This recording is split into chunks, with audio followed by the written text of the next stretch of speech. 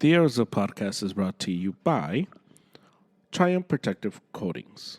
They specialize in concrete polish, epoxy flooring systems, micro top floors and walls, and self leveling underlays.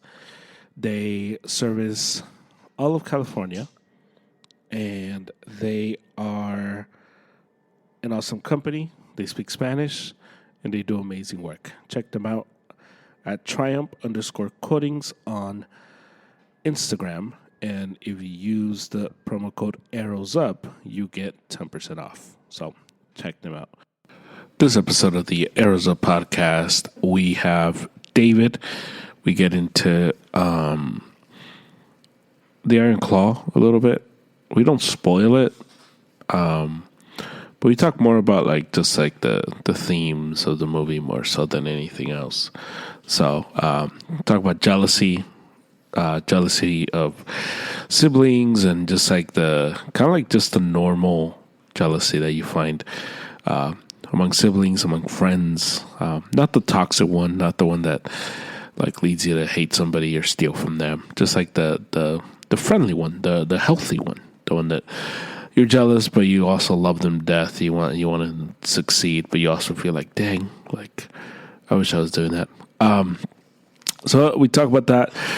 Obviously, we talk about boxing because that's what we do. We talk about boxing. We talk about just like the very letdown of the Tyson Fury and Usyk fight week, and we do the final thought. So get into all of that. So here we go. Before I toss it to him, or to our conversation, I should say, there is like all this like NBA stuff happening. So I would do, I want to do like a big reset of where we're at in the playoffs, and I'll probably do that next Tuesday on that pod, just so that you're up to date.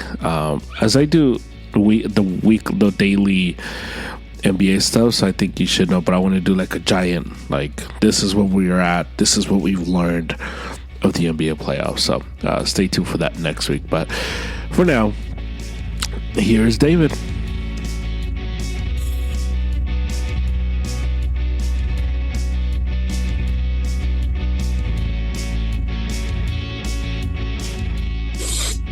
Good morning, bro. Yo, what's up, man? Dude, it's been a minute. I know. I feel like we haven't done this in quite a long time. It's so weird.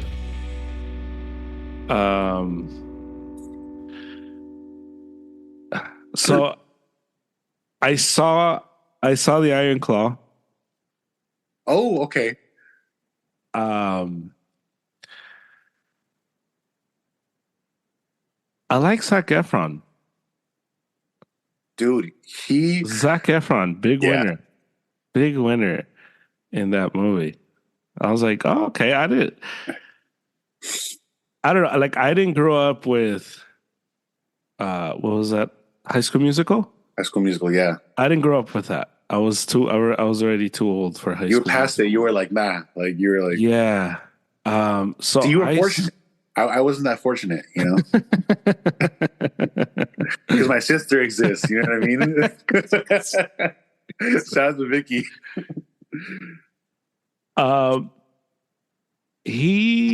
So I saw Zac Efron.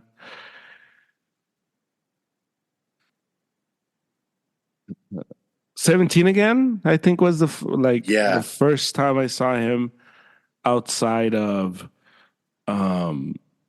High School Musical. And I was like, all right. And then he was in that awkward moment, and I was like, okay, so he's going away from the Disney stuff, and he's gonna teenage boy kind of like, yes. I guess he's just gonna play up to his good looks and do these like swap rom-com kind of like Playboy type of thing. Right. And I was like, all right, whatever. And so I hadn't really watched much of his other stuff since then. Um, but after watching the Iron Claw, I want to because doesn't he play? Um, doesn't he play? What's his name? Uh, Ted Bundy. Ted Bundy.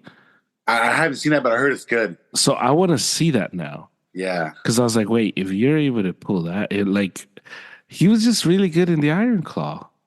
dude, he would, bro. That hey, spoiler alert! If you haven't seen it, I mean, you're sleeping on him. You're sleeping on the movie in general. But We'll try not to spoil much. We'll when we'll, he's with we'll his talk kids, when we'll he's with his talk kids at around the the end, edges. you Oh know, yeah. and he's just sitting there, and his kids are like, "It's okay, Dad." Like, and I'm just like, We'll "Bro, be, we'll what?" be Like, we'll be your brothers. yeah. Oh, Yeah. dude. Yeah. 17 again was the first one I saw where I was like, there was a glimmer of some hope for him because him playing the adult version of himself in Zac Efron's body, Yeah. I was like, okay, I can see he wants to like he can try to pull off like the I'm an adult, I'm mature. And then I don't know if you heard of the this one. This one was a little more like sappy and kind of like there's like a mystical sense to it as far as like the life or death, but I think it's called Charlie St. Cloud. Um, Oh, that's where he I have seen that. Where that his one was good brother, too. no? It's His his brother brother? dies, but then he Yeah, still yeah, has yeah. like visions of his brother. Like he talks to his brother kind of, and he kind of like devolves into this like he's like the I don't know how what the sports called, but like he like sails like ships, like little Yeah, yeah, boats, yeah, yeah, and he's like yeah. promising college scholarship. Then his brother dies, and he kind of Dude, just I forgot about he's that just like a movie, bro. grave, like a cemetery, like groundskeeper. Yeah, yeah, yeah. And that when I saw that one, I was like, this dude's got some depth to him. I can Right. see, Yeah. so over the years, I kept trying, and obviously he still does stuff like was it Neighbors, like the comedy one? So he still does that. But Mhm. that's why when I saw him in the Iron Claw and I saw that he put on all that weight and muscle to build, I was like, oh, he's like this is his like this is like what like with I think we saw Prisoners, or have you seen Prisoners with Hugh Jackman, Jake Gyllenhaal? Yes, yes, yes, yes, It's like when yes. Hugh Jackman decides to take something seriously other than Wolverine. Not that he can't do it, but it's like Right, right. when he does it, you're like, oh, this is special. Like Yeah. he's showing us that he's got the versatility and the chops to do other stuff and Right. really Yeah.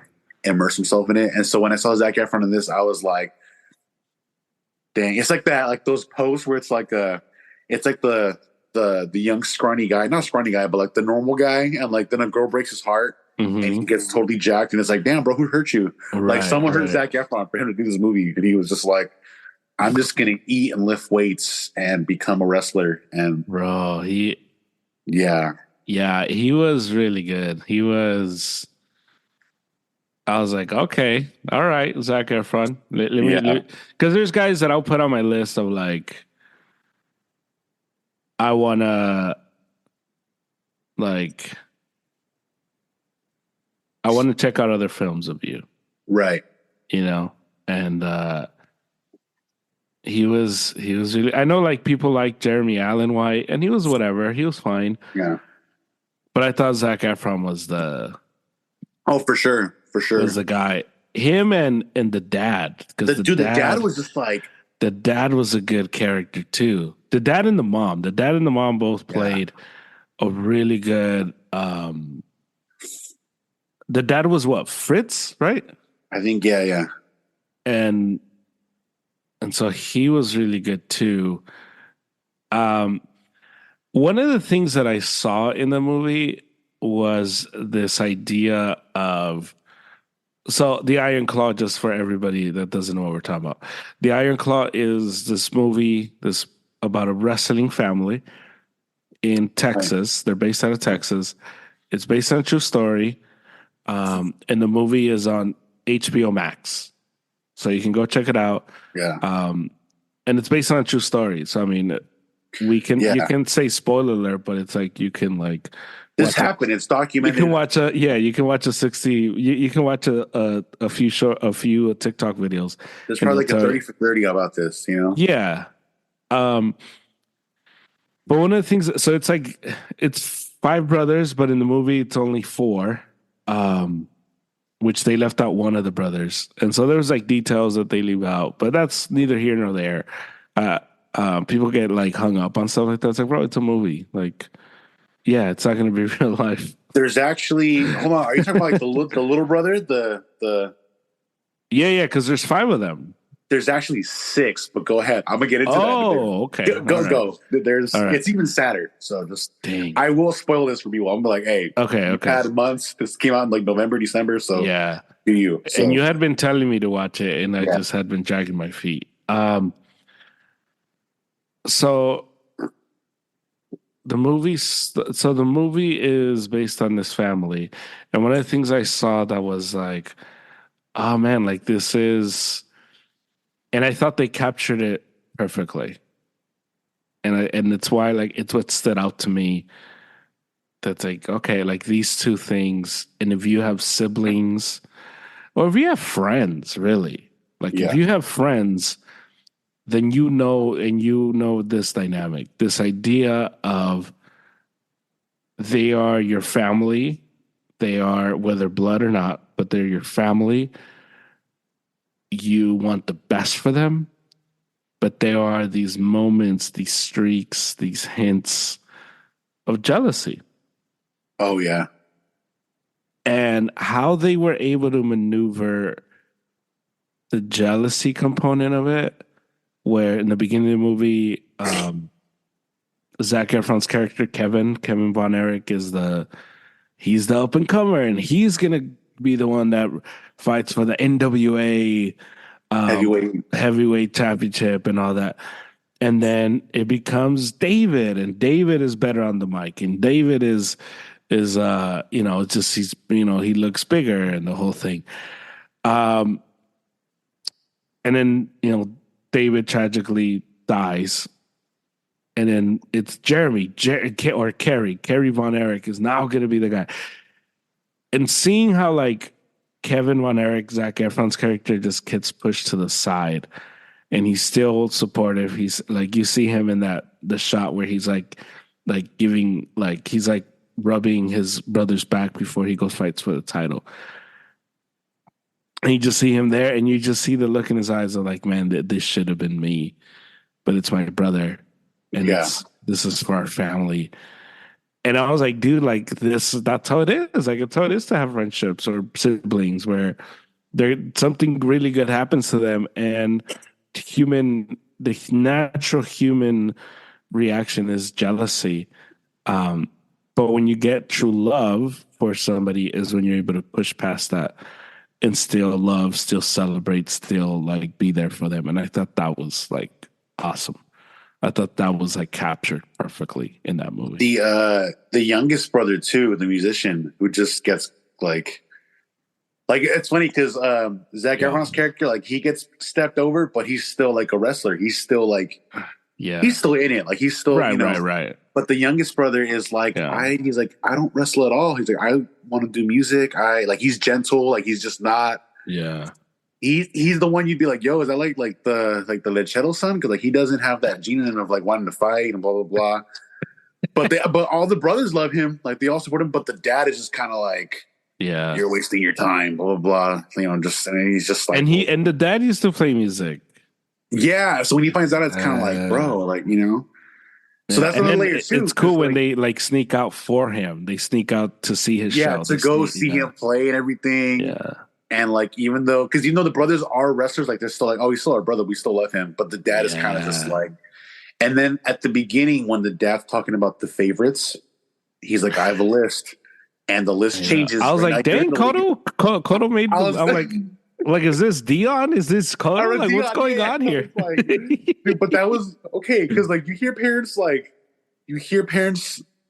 you hear the ones that are like, they want to be nice, and they're like, "Oh no, I don't have favorites. I love all my kids the same." And I'm like, "Bro, that's not even impossible." We know that's not true. We know, like, and as much as it hurts, we know it's not true. Yeah, like it's just, And so, for the dad to speak so openly about that, in front of the brother, I was just kind of like, "What does he say?" He's like, Kevin's my favorite, but things could always change.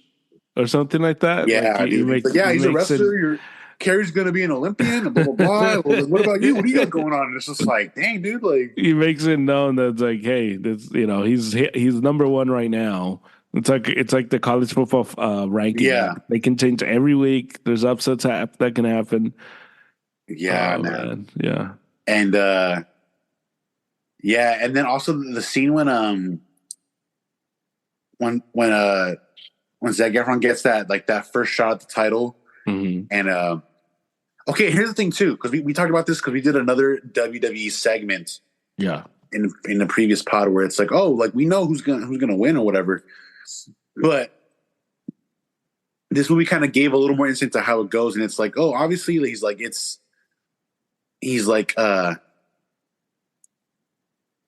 the way you said is like it's scripted, but you can still do things to like try to change the outcome, even though it's like not all like real, but it's like you can still make your own path. Yeah. Because I remember his girlfriend, the wife, was like, "Oh, it's all fake, right?" And he's just like, "No, well, it is, but it's kind of not, but it isn't at the same time, you know." And so when he got thrown out of the cage, out of the ring, and he like fell, right, and then his dad was like, "Oh, you took too long getting up," and he's like, "That wasn't supposed to happen. I was actually hurt. I couldn't move." I'd never. What did he say? I'd never. Something like he had never like felt that. Like he had never. Yeah, so he was just like, and it's just like, you know, and I was like, yeah, bro. You could tell he was like shaken up. After that, he was just kind of sitting there, and he's just, like, like he wasn't supposed to throw me off out of the ring. Yeah, he's like that, and I'm just like, So that was cool seeing that side of it. Yeah, because I mean, we did when we talked about wrestling, and I did my whole thing. We did give them their props. Like it is like the pain is real, the bumps are real. Right. It's just it's scripted. Yeah, so that was but yeah, it was a good movie, man. It was very, very good, very well done. I thought this like seeing everything from Kevin's perspective, where he's like, we're cursed, and the way he actually bought into that, where he's like, no, I don't want to touch my kids because we're not messing with this. Yeah. And then like even trying to change the last name and doing that whole thing. Yeah. Yeah, man, it was so well done. I thought that the dad was like really good at just like portraying this like, protecting the family legacy, the family business. It doesn't always make sense to like the sons, but all he knows is this is how I take care of my family. This is how I show you I love you. And so even though he's not perfect, there is that sense of like, oh man, like all he cares about is the family. That's all he cares about. And you see, and then the wife was like super strong and like when she's like looking at the dress, and she's like, people saw me, people know that this, like they've seen me in this dress, like, cause that idea of like, people have come to so many of our funerals, people already know what dress I'm gonna wear. I don't want to wear this dress. Like, it just hits you like, damn, like you are like, to be known for what you wear at your funeral, has to be like super tough, man. Yeah. But it was good. Yeah. So the extra brother thing. So yes. Okay, so obviously there's like the oldest brother that died at the youngest age because of that accident, right? Yeah. Mm-hmm. And he's seen in that little vision. He's like the little boy, right? And then you have David died in Japan, right? Like some kind of like organ failure or whatever happened, Well, he shot himself. No. The one who was like his intestine ruptured, remember? Oh yeah. So he died, right? He was the one that like at the wedding was like coughing up blood, and he's you okay? Yeah, I'm fine. Then he goes overseas and he's dead. Yeah. So that's already 2. You're down 2. And then the youngest brother in the movie that had the injury recovered but wasn't the same. He just went out in the field and like shot himself. Yeah. Right. Right. And then you have Jeremy Allen White's character that also won the title, lost his leg, got back to it, but then like had like substance abuse issues, blah blah blah. And then he also, and then when Zac Efron tried to call his dad, and he's like, "Yo, dude, I think something's wrong with him," and the dad's just like, "Yeah, he called you, so you figure that out." And you're like, "Bro, what?" Like, man. But anyway, so there was another brother that wasn't included in the movie, but they and people were pissed about this, but I guess the director of the movie and whoever was involved, they asked for Kevin Von Erich's like blessing to do this. So they morphed the two youngest brothers into one. So the youngest brother, the musician, but there was another brother, and I can't remember his name off the top of my head, but this brother did want to be a wrestler, and he was like all like mentally he was all in. He was like, dude, I want to be a wrestler, I want to be a star for the family, blah blah. But his problem was that he was like actually very undersized and had health issues that kept him from being like great. So it's one of those things where it's like he wanted to be it, but it wasn't in the cards for him, like genetically and physically. Yeah. And he was in it for a while.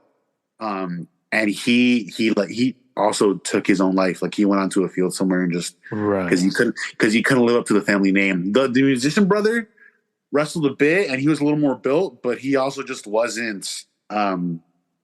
He wasn't into wrestling. He did it for a bit and had some success, but he was just like, eh. So those two brothers, they morphed into one where it's like, oh, he's not as big as the other brothers. He doesn't really want to do it. He'll do it a little bit. But yeah, so three of the brothers took their own lives, and then one died in the freak accident, and then the other one had like the organ, like the intestine rupture. And so that's why like Kevin Von Erich is very like, dude, it's a curse. I've seen my brothers take their lives, like just, and so one of the reasons why the director didn't want to put that extra brother in, he's like, it's already a really sad movie. I already have to describe X amount of deaths in X amount of time. He should have done it. So he's like the three on screen, and then the little brother that just died in the puddle. Yeah. So he was just like, he's like, dude, dude, because I was sad after I saw the movie. I was sitting there after, I was like, it was a good movie, but like my soul was like, I'm like, dang, dude. So you're like, I didn't know until after. I was like on Twitter, and then I saw Van Lathan was like, yo, they kept the brother out of the movie, and everyone in the comments was like, no, they talked about the little brother. They're like, no, there's another one, not the baby one, the another one that they just didn't even mention at all by name. And I was like, so then I read into it, and I was like, oh dang, okay, like that's gotta mess with me, man. And that's why like you see like I'm not a brother anymore. That one hurt. I was like, oh, stop, Zach. Yeah, man, it's yeah. But check it out, dude. Also the I love movies that take place in like just these past decades, because you kind of get to see how they portray said decades, even on TV, or like what they wear and whatnot, like what they say. So that's pretty cool, Yeah. But yeah. Some people did have a problem with Jeremy Allen White being like super short, because if you look at all the brothers, they're all super tall, yeah. And like, even Zac Efron, wasn't huge, but right, he can pull off looking taller than he actually is, because he might be like 5'8", 5'9", but I'm like, oh, I could believe he's 6'2" in a movie. But when you see Jeremy Allen White in a shot far off next to the other brothers, you're like, bro, you're like 5 feet tall. You're 5'6", bro. And I can tell you're 5'6", Well, the brothers were like 6'5". They were like massive. Dude. 6'5", 6'7", yeah. I think Kevin was short in comparison to his brothers, but he was like 6'2", which is still tall, you know? Yeah. But the other ones, like David and like Carrie, they were like 6'5", 6'6", and it's like, damn, so. They were units. Yeah. Man. Go check out the Iron Claw. Yeah, so good.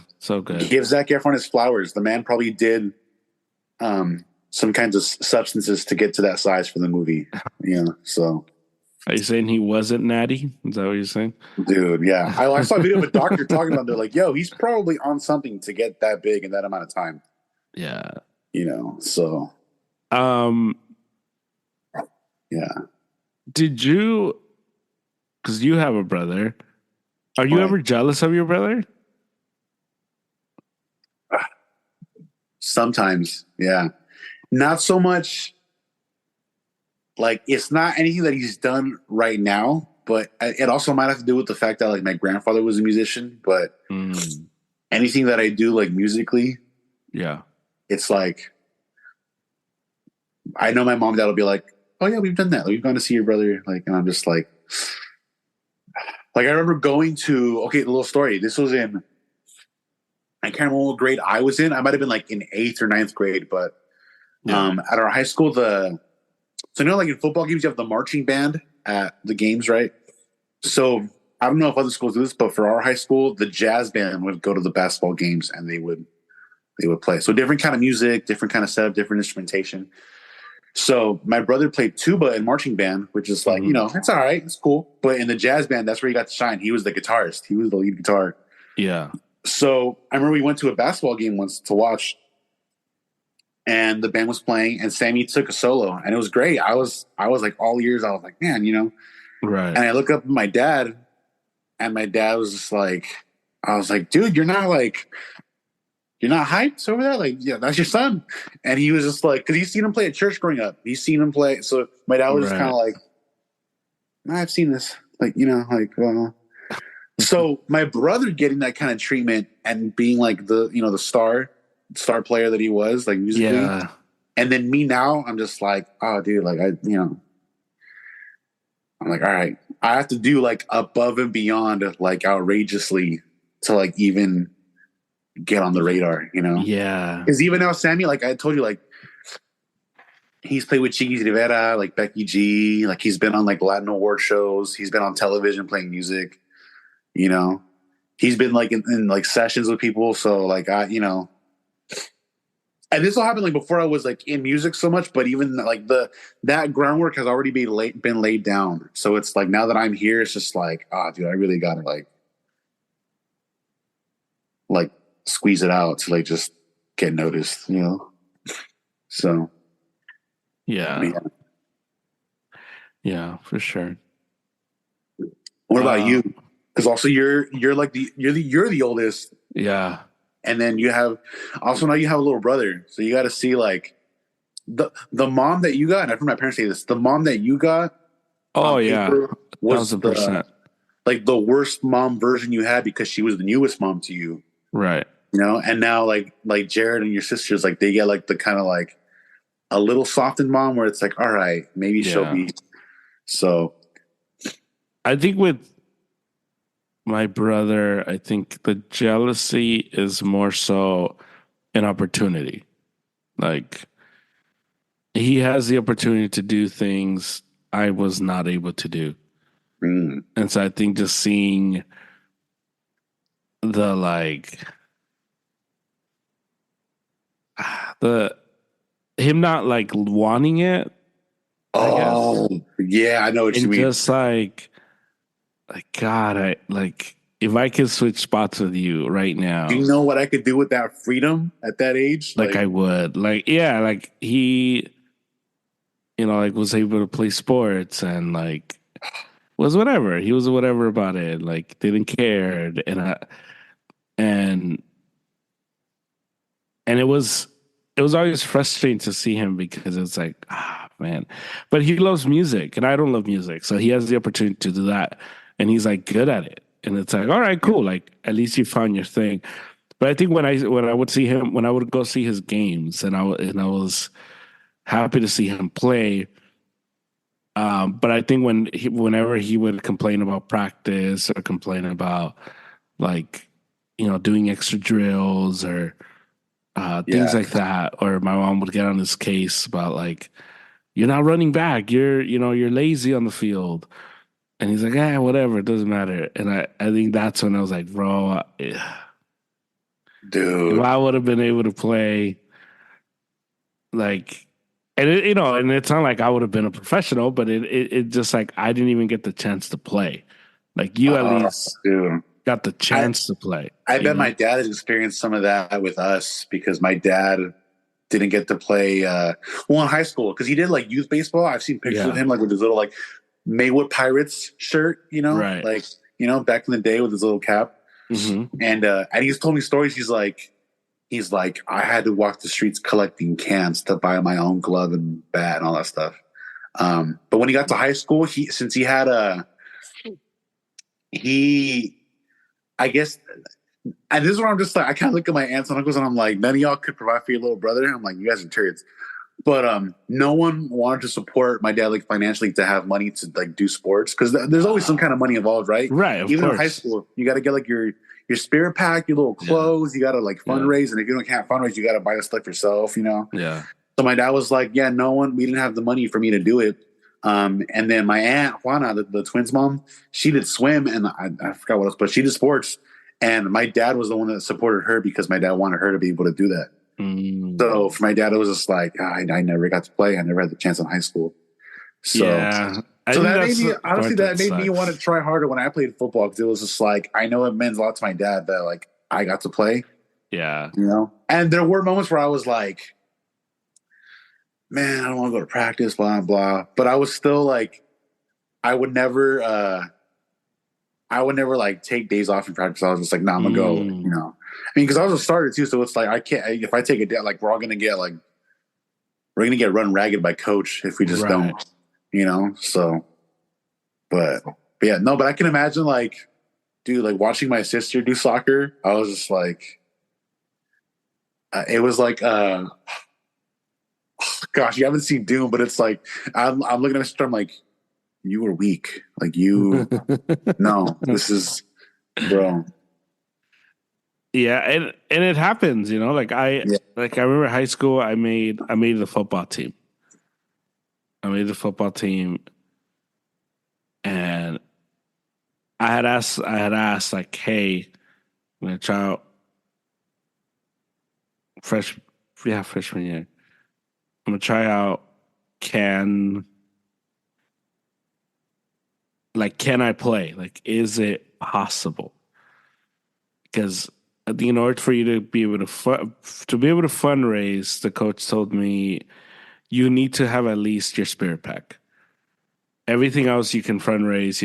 We'll give you the chocolates and you can sell the chocolates. Right. But you need to fund. Like you need to buy this, and it was. I think it was the cleats and it was the spirit pack. So it was like, I don't know. Right. T-shirt, athletic shorts, maybe. Practice jersey. Right. Socks. And it was I don't know, like maybe close to $100, something like that. Yeah. And they're like, yeah, but make the team. And I was like, well, I'm going to make the team. You guys. Like, that's not I'm making it. Yeah, like I'm making the team. I just want to make sure that I'm gonna go try out. I'm gonna make this team, but you're gonna be able to buy me what I need and the time. And they're like, yeah, for sure. And so I went, I tried out. I didn't have cleats, and everybody was like, "Bro, where are your cleats?" I'm like, I don't have any. You're like, I don't even need it to be you, bro. Like, what's up, man? You were like, sure, like, if you get tried with this sorry ass receiver right here, you're like, yeah. Because you were gonna play corner, no? Corner? I played, so I made it as corner and wide receiver. Dang. Okay. Because I was able to defend, but the coach said I had really good hands to be a cornerback. Yeah. And so I made it. And then the guy was like, yeah, like you can be, because I used to play lunch and nutrition in middle school every day. Every day we were playing. You were first team all lunch and nutrition, bro. You were yeah. I was all pro. Yeah. So that's like, somebody from Bell was there and they're like, hey, like you should try out for the team. These are the dates, blah, blah, blah. And I was like, all right, cool. And so I tried out, made the team, the whole thing. And every day the coach was like, you're going to need cleats. Like, I know you're doing really good work here, Like you but can play, but yeah, like you need cleats. I'm like, yeah. Like, I'm going to get them. Don't worry. He's like, all right. And it was like kind of like the joke, like, man, this guy is killing you guys with cleat. Like you can't like outrun. And I was a lot thinner. I was a lot faster. I was like athletic. So if you see me now, you're like, you? Like, yeah. But this me is not the real but me. yeah, I can vouch. I can vouch. So I've seen prime German, like, yeah. So it was different. Um, and so I made it. And so I tell my parents, like, hey, I made it. They're like, wait, you made it? I'm like, yes, I told you I was gonna make it. Like, ye of little yes. faith, Like, bro. I come already know where on. this is going. Oh, And then it was like, yeah, we dude. can't. Like, we're not. It's not in the budget. And I understood. Like, it's not their fault. It's not like Yeah. it happens. That's life. Like sometimes you can, sometimes you can't. And and so the day came, first day of school, you get your program, you get your like schedule, 6 period football, and I show Yeah. up, and and I tell the coach like, hey, like I can't buy my stuff, blah blah, and he's like, yeah, man, like sorry, like there's nothing I can do, like you need to have that stuff in order to let you like fundraise for the other stuff, and I was like, all right, well, I guess I'm not playing. And then I tried out. So I tried out again sophomore year. And it was the same thing. They were like, oh, we're better financially, blah blah blah blah. Tried it, made it, and it was the same thing. And I was like, all right, well. And then I just played at the park, and I never played. So when I would see my brother like not take it serious, I guess. Like go 75% on like striders, like running, and you're like, bro. It's just like, man, like all I wanted to do when I was like 10 was play like rec league. Like I want, like that's all I ever wanted to do. Um, so yeah. So there is a healthy like jealousy that comes with it, but I think it's also because there's like the toxic jealousy, the Oh jealousy yeah. that divides families, the jealousy that like makes you like almost like wish like ill will on somebody you love. And I've never had that towards my Yeah. brother. Like it's always been the good jealousy where I'm gonna, kind of like what we saw in the movie, the really Yeah. good. And so, yeah, Yeah, man. Bro, that coach couldn't get the other coach to be like, yo, can we all pitch in a few bucks to help German out? Like, come on, yeah, bro. bro. Well, Especially because nowadays you see stories like that where it's like, I know, but like, honestly, that coach sucked, dude. dude, that, bro. He ended up getting fired a few years later for like going. So that the drama teacher I had told you about, Oh yeah, yeah, he yeah. he was he was gay. That teacher or is gay. The drama one. Yeah. Huh. And he got fired because he went on some like homophobic like rant like on the guy. Like he like went crazy on the teacher. So he The got coach on the drama guy. yeah. So he got fired. So Uh, that guy sucked. He was a yeah, bad dude. coach. He was a bad teacher. I think Bell went like 2 and however many games they played with him. Like so that guy sucked. Bro. But Yeah, bro. Because you'll see the stories now where like, or you see the videos of like so and so getting. Dude, one of my old coaches right now, he coaches at El Rancho in Pico Rivera, and he did a post where it's like, oh, we got this player, promising young player. We noticed he always had like really bad cleats, and so we all pitched in and got him some new cleats, and I'm just like, come on, bro, like. Yeah. Dang, dude. But yeah. Yeah, Jared, bro, ponte las pilas, whether it's music or sports. Like, come on, man. No, but music's his thing. He Is prefers he? it. Yeah, yeah, Does yeah. he like does he play stuff too or like just like Yeah, yeah, listening? yeah. Yeah, both. Oh, Like okay. he's in band. He's in band at school. So Oh, he really? has. Yeah, yeah, What does he yeah, yeah, play? yeah. He plays. I don't know. Dang, Jared, don't tell yourself right here. Like, you could have been out clarinet, just No, it's not the. I don't know, bro. I don't even want That's to. cool. All right. I didn't know. But I've seen it. Like he has a concert on the 20th, Monday. I think that is Okay. Monday. Yeah, yeah, Okay. yeah. So yeah, he does it.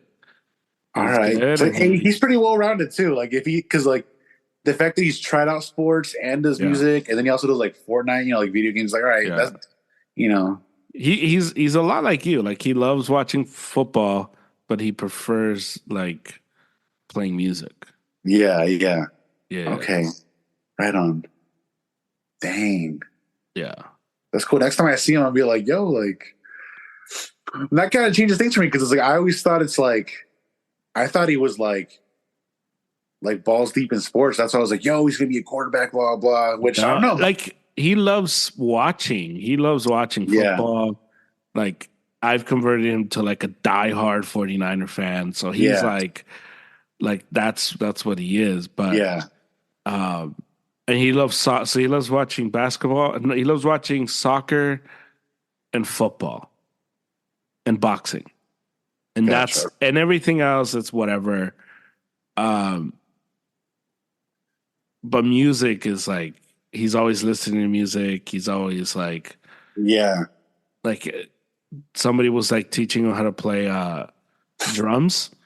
right. I think it was David actually. That was teaching him how to play drums and he was like, "Oh man, like he catches He when catches on he quick. yeah, like he knows like he has a musical brain that he's like Yeah, he's able to understand what he's you're got a telling good him ear right for away." it. Yeah. Yeah, so yeah, so I mean that's cool. That's cool too. Yeah.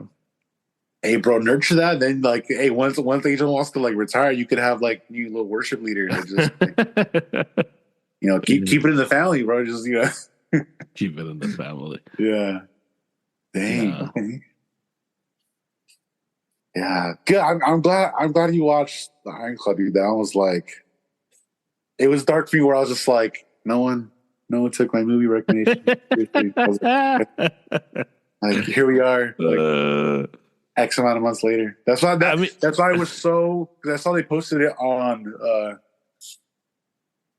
I don't know if I saw an ad for it or if I just saw it on Max where it's like, oh, the Iron Claw. And I was like, who's got HBO Max? Watch it now, all of you. So yeah, and you were the first one to respond. You were like, I do, I'm gonna watch it. So I was like, all right, good. I had seen it because I had finished watching Curb, and so I saw the like coming May 10th or whatever, the Right. Iron Claw. So I'm like, okay, that's when I'm gonna watch it. And then you send that text, and I'm like, okay, yeah, like Yeah. I got you. Don't worry, it's in the queue. Good. Good. Yeah. Yeah, so it's Nice. good. Good stuff. Yeah. Enjoyed it. Um, what do you think of the of Usyk versus Fury this week? It seems like it's a pretty whatever week, huh? Like, yeah, the Like there isn't that excitement typically. I'm surprised, and maybe I just haven't seen clips, but I don't even think it's been like Fury isn't his usual like I'm gonna mess this guy up like Yeah, Dosser, all that. Like right, right. I haven't seen that. He was even kind of respectful. He was like, "Oh, he's good," and I'm just like, "Bro, what do you mean he's good? Like this guy wants to like beat you? Like what?" He's good. I'm just like, like it feels like John Fury's more excited for the fight than Tyson is. John's over there like headbutting dudes just like without a helmet, like Yeah. like he's like was it Brian Cushing, the linebacker for the Texans? Right, right, Like right. he's just like I'm like, dang, like maybe put the dad in the ring in there. I don't know, like, but didn't this happen last time they were supposed to fight and they got rescheduled because of like a cut? Yeah. in training, where like Right. the lead up was just kind of like meh. So Yeah. I hope it's one of those cases where like the fight itself is like really good, and but I don't know if that'll happen because they're both boxers, you know. Yeah. Um, so I don't know. But yeah, it is pretty like the main thing I've seen is just that John Fury headbutted someone, and then um, someone was making fun of Fury for like his physique, where it's like he looks, as far as we know for Fury, he looks in shape Yeah. for himself, but to the average person, they're like, "Oh, that guy's fat, dude," you know. But so someone was like, "This guy's the heavyweight champion." It's like you don't get it when he looks like that, like he's on, you know, like he's, Yeah. you know. So, but Yeah. I'm sick of the boxing dads. Like, boxing dads, yeah. yeah, I'm like there should be a way to get rid of those guys. Like, hey, some people want to do the rule. Some people want to do like a whole like we should ban father son trio, I like the I'm on board, man. I'm just sick of, like, I don't care what Tyson Fury's dad has to say about anything. I don't yeah care what Devin Haney's dad has to say about anything. Like, I'm just so annoyed anytime they yeah speak, because it's just like, oh, what a surprise! You think your son is the best? Okay, big shocker. yeah. Oh, you think your Well, son got robbed? Oh, wow, wasn't expecting that well, one. because like okay, so because John Fury like what's Fury has a trainer like was it the sugar guy? Yeah. Yeah, so it's like it's not even like his dad is training him. His dad's just there and won't shut up. It's like, bro, can you like Yeah. just you know? Whereas like yeah, Bill Haney like that's his trainer. Delfimo Senior that's his trainer, but it's like well, you got to draw a line at somewhere where it's like, yo, do we just not let the dads train him at all and But don't even even let it that, like like all the when you listen to what they tell their sons, it's not yeah it's a lot of like, you can't let them do that to you. What are you doing? Like it's like right? It's the generalities yeah, but it's also like typical like dad correcting the like son, motivational. Yeah, lo está regañando, and it's like, yeah. okay, but how is he gonna keep Brian off of Yeah, him? what are you seeing that he should stop doing or keep doing to like counter like Yeah, whatever? just so I don't know. Yeah. And yeah, like I remember when Delfino lost to Cambosos, his dad was just like, "You just gotta mess him up," and you're like, How? "Well, yeah, that's why we're here. I mean, you fight, but like, what punch should he watch out for? What should he Man. do? You know, just Yeah. yeah." So It's like when no, somebody I hear you. I'm with you. Yeah, it's like I watch I watch a game with someone. Like I watch the game with like my mom sometimes. Like I'll watch a game at her house and she'll like sit down and watch. And like they'll make a bet. She's like, oh man, they always like miss. You're like, bro, what are you talking? Like, what do you mean like always miss? Like what no, they clearly don't always miss. look at the score. Yeah.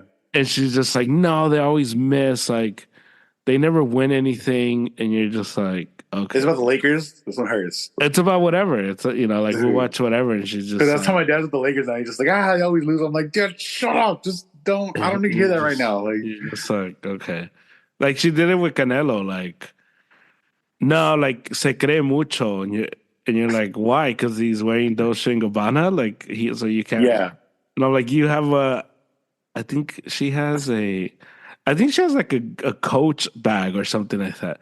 And I'm like, oh, do you think you're all that because you have a Coach bag? She's like, no. I'm like, well, then, like, but then, like, yeah, I don't get it. Like, because, and then, they show Munguia and he's like shirtless in his in his locker room. And she's like, oh, you see, that guy looks humble. I'm like, why? Because he's shirtless? Like, that doesn't make any sense. Like, yeah, what do you mean? So it's just, I feel like yeah, that's how the boxing dads are. Just, you just gotta raise the intensity. You're like, okay, yeah. I think he's gonna fight. I'm pretty sure his intensity is like as high as it can Yeah. get. Like I'm sure. Like I'm he got sure. hit. He knows he's in there. Like like look at his face. Like, but oh It's yeah, just, dude. oh man, it's just so ridiculous. Like, what are you talking? Like, because sometimes you do need we're firemen, and you need that whole like. Teddy Right. Atlas thing. But sometimes you have to like, hey, he's attacking your body. You got to make sure you do this and counter with this. And this is Right. what I want to see in this round. Let's go. Yeah. Or he's But I noticed he's beating you like with his jab when you drop this hand, when you throw this punch, blah blah blah. right, Gotta right, keep that right up and then look for this shot and and it's like that's why I really like because okay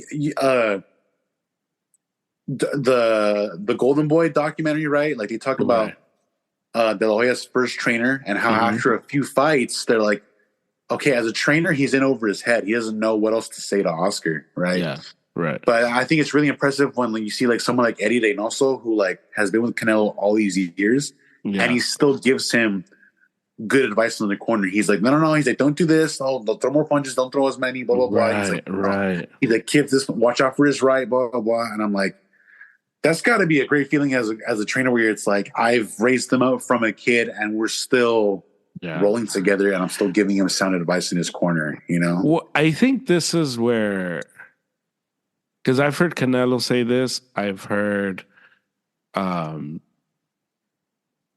Mayweather say this. I've heard like a bunch of like boxers, like De La Hoya would say this. Um, so different boxers would say this that they never watch. Um, they never watch fights, or hardly ever. Right. And so that's where I think the trainer comes in. Because if you're the trainer, you have to watch those fights. You have to watch every fight of any possible opponent or of anybody just to see what's Right. happening, just to see what works, what can work. Right. Their style, their tendencies. Yeah. And I think that's where someone like Eddie Reynoso, someone like what's his name? Or even like a Customato, all the stuff he would tell Tyson about old fighters to Customato, watch. He's like, oh, watch this guy, blah, blah, blah. Garcia. What's his first name? I'm blanking on his first name. The trainer, Oh, Robert Robert Garcia. Garcia. Yeah. That's where like you hear those guys and you're like, oh man, you're constantly watching fights. They're like boxing historians almost in the Yeah, way that you're they watch the constantly old. just Yeah. watching, so you are Yeah. able to kind of like call back on stuff that like is Right. helpful to your fighter. Like, hey, and it's almost like the like Brady used to do this with the Pats, where like he was there so long that it's like he could be like, hey, let's run this play we ran in '05. And it's just Right. that callback because you've been there so He's got the long. archives Just on say, what has worked yeah, and the trick plays, and he's like, oh, this one worked yeah, 3 years ago. We haven't run it since. yeah. Yeah. And so it's just, I think that's where the Even trainer Bill, comes even in. like Belichick, like he would Right. have Yeah. Yeah. the way he knew the rules, like on the when Edelman was on the New Heights podcast, he was like, we would run a specific special team situation all the time in all my years there. He's like every Friday, and we'd always complain and like bitch and moan, like, oh, we're never gonna run. And then it came up in a game, and they were Yeah. just like, that's why we ran it all the time. So we're Right. not all like butterflied up when the situation comes up. Right. And it's like, who else would have thought of that? Only Bill Yeah. would have been like, let's run this specific like lineup for like punt return or whatever it is. And it's like, Mhm. okay, cool. Like, and then you got to listen to him. You got to be like, all right, he knows what he's talking about. He knows the rules. He knows like Yeah. all the situations. And it's like, all right, cool. Yeah. So it's just interesting just to see that like Yeah. that play out all the time because it is a different type of dynamic for sure. That Yeah. the father trainers don't bring. The father trainers isn't just watching fights for to better his fight, to better his son. They're kind of just going in there and like, my son is better. My son is, For and the it's like, clout and the hype and the emotion of like, oh, my son's yeah, here, blah, blah. And it's like, okay. yeah, because like the more I watched, like I rewatched the Munguia fight, and I watched the Caleb Plant and Benavides fight, and I was like, man, like if Benavidez, if somebody was honest with Benavidez, they'd be like, bro, like you kind of don't want the Canelo fight. Like Canelo's gonna expose you. Yeah. Like I don't know who I was telling, but I was telling somebody like if I was advising Benavidez, I would advise him to just move up and then kind of like forget about Canelo. Because if he doesn't fight Canelo, the big loser becomes Canelo. Because it's like, oh, you never made the Benavidez fight happen. But Benavidez, on the other hand, knows or should know, or somebody should tell him, you have no chance against this guy. Yeah. Like you are not skilled. You don't have any boxing skills. Your biggest threat is your power. And when you're in there with an elite boxer, your power can get neutralized. Yeah. So you are running the potential of getting exposed as a one-trick pony who's going to have to move up anyway once Canelo beats you. You might as well do it now and go up with the benefit, at least people thinking, oh man, you could have beat Canelo. Right, the mystique of like, oh, you yeah, kind of what could have been? Yeah. Yeah. Did I tell you I rewatched that one, the Plant and Benavidez fight, and I was just like, dude, if Plant has a little more pop, like this is an easy unanimous decision for him. Well, even the Boo Boo one, because Boo Boo was doing something. He just has no power. He has no pop. Yeah. So yeah. I was seeing some of there were a few times where like Plant would throw like a jab or one of those like hybrid like uppercut jabs, and it would get through Benavidez's guard. I'm like, oh, that landed flush. I was like, if Canelo lands that, I'm like, what do you think is gonna happen, bro? I'm like, or also like when there were moments where like Plant would land some combinations and kind of get him on his back foot. Yeah. And it's like, oh, he has no idea how to fight off the back foot. Like he even looks like he's off balance, like a little kid, like just learning how to box. It's like kind of like when Triple G first fought Canelo, it's like, oh, he doesn't really know what to do when someone actually is like that two por two kind of thing, where it's you're just so used to guys being overwhelmed that you have no backup plan for when someone does actually fight back and it hurts you too, But I think that's where the fun part for that fight begins, because you begin to see one of my favorite things about watching Floyd all those years was when he figured you out and he just began to like undress you, and just to see the look on the other guy's face as like. Not like Munguia had that face when he fought Canelo, the like helplessness, the I don't know what the hell is happening. Like nothing in my arsenal. I'm tapped out. I have nothing in my arsenal that I can even build on. It's what's funny. Well, weird. I guess. Like, I guess it can be funny. You and I have been clamoring for people to respect Canelo. And the Munguia fight did that. Like I was like to my uncle, who's been like a Canelo critic and like just like a big like, of course. And I was talking to him and during Mother's Day, and he was like, "No," so up until this point, he was very much of the like, Chavez no. Camp. Well, yeah, but I don't expect guys in that generation to ever change. It's the LeBron Jordan. Like if you're a Jordan guy, you can watch. Yeah. How 1,000 videos of LeBron, you'll still be like, LeBron's better. Jordan's better, and vice versa. So I don't expect him to ever say Canelo's better than Chavez. Right. That boat has like. But he's starting to give him his flowers now. But he was, so up until that fight, he was like, no, Benavidez lo va a destruir. Si pega, no la hace contra Benavidez. So I was talking to him on Sunday, and we're like, the Cruz Azul game was about to start. We're just like chopping it up. And he was like, oh, what would you think of Lomachenko? And I was like, well, I thought he looked good, but Cambosos has no power. Like, and, so I was like, and he was like, no, but, and he was kind of like hyped on Lomachenko. And I'm like, no, it was a good win. He's a champion. Yeah. I just don't know what where he at, builds from this. Like, at this age, if it will translate with the other guys, like the yeah, elite. and he was just kind of like, what do you mean? I'm like, okay, like if he fights Tank, does he have the power to keep Tank off of him? I don't think so. And so I began to like kind of like dive deeper into like that one because I did like a video on this after the fight. So I kind of just did like a bigger version of that to him.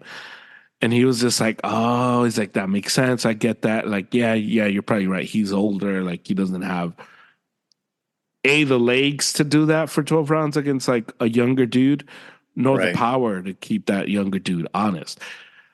Um, but I did tell him I think he could beat Haney again. I think I want to see that one again. Yeah. I want to see. If he starts sooner too, since Loma's a late starter, Yeah, yeah.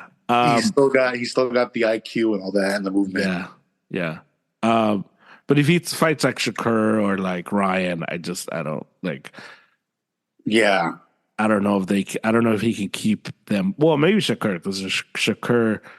I need to see him again because I know he's fighting again. His retirement Shakur lasted needs to like fight more, tweet less, bro. He's getting on people's nerves on Twitter. Someone was like, dude, you ever shut up? Like, when are you gonna fight, dude? Do you fight? Do you still fight? Like, he retired. He's back though. he was every time he's like the next generation, like yourself, like, dude. Come on, was so funny. dude. But my uncle was like, I was talking to him, and then he brought up Canelo because I don't like to bring up Canelo with him because he just gets all like gets all hairy. Like he gets all like hairy. like Fidelson vibes, just like, bro. Yeah. And I'm like, have you been texting Harry or something? What's going on? And and he's like, no, yo pienso que el Benavides no puede contra el Canelo. And I was like, wait, what? You're like, can I get that in writing, please? I almost I took out my glasses. I'm like, whoa, what's going on? And then he was just kind of like, yeah, like Canelo looked really good. I thought Munguia was going to give him a lot of trouble because Munguia's, he's younger. He's big, strong, young fighter. Prime. Yeah. And so it all made sense, like what he was saying. Like, he's like, but Canelo just.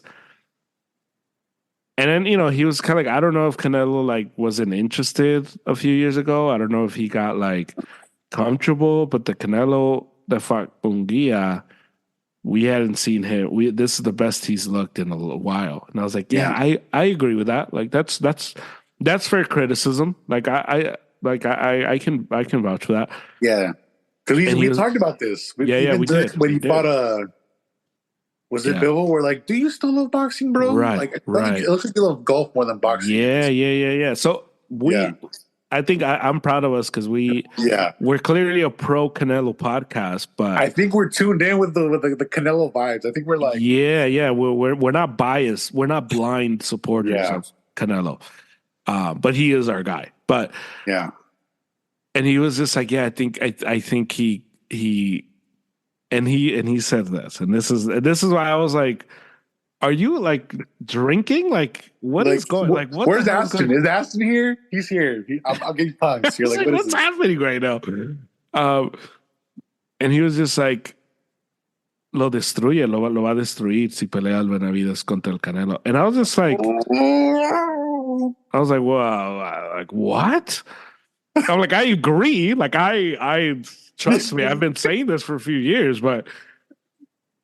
You want to like touch his forehead? Like, are you like a fever? Like, do we need to call it like? Yeah, get him some air. Like, step back, give him some air. Just what's going on here?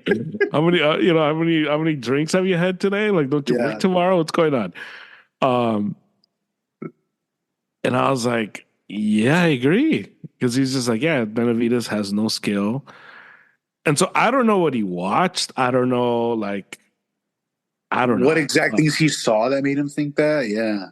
But he was just telling me, like, like that fight totally changed my perspective on Canelo. And I was like, that's so interesting, because you and I talked about the fight, and you and I were almost we weren't completely dismissive of Munguia, but we weren't, like, this fight wasn't like a narrative-changing fight for us. Right. Well, I think what works for like the like old Mexican head kind of fan is that like a fighter like Munguia is like tailor made for what they want to see, Right, right? right, right, right. Aggressive, moves forward, kind Mm, of reckless, can yeah, jab a little, can box a little, but really relies on his strength, right? Some yeah, punch output, volume. right, And we see that with like the Mexican style, right? You see someone like a Pitbull Cruz, someone like Chavez back in the day.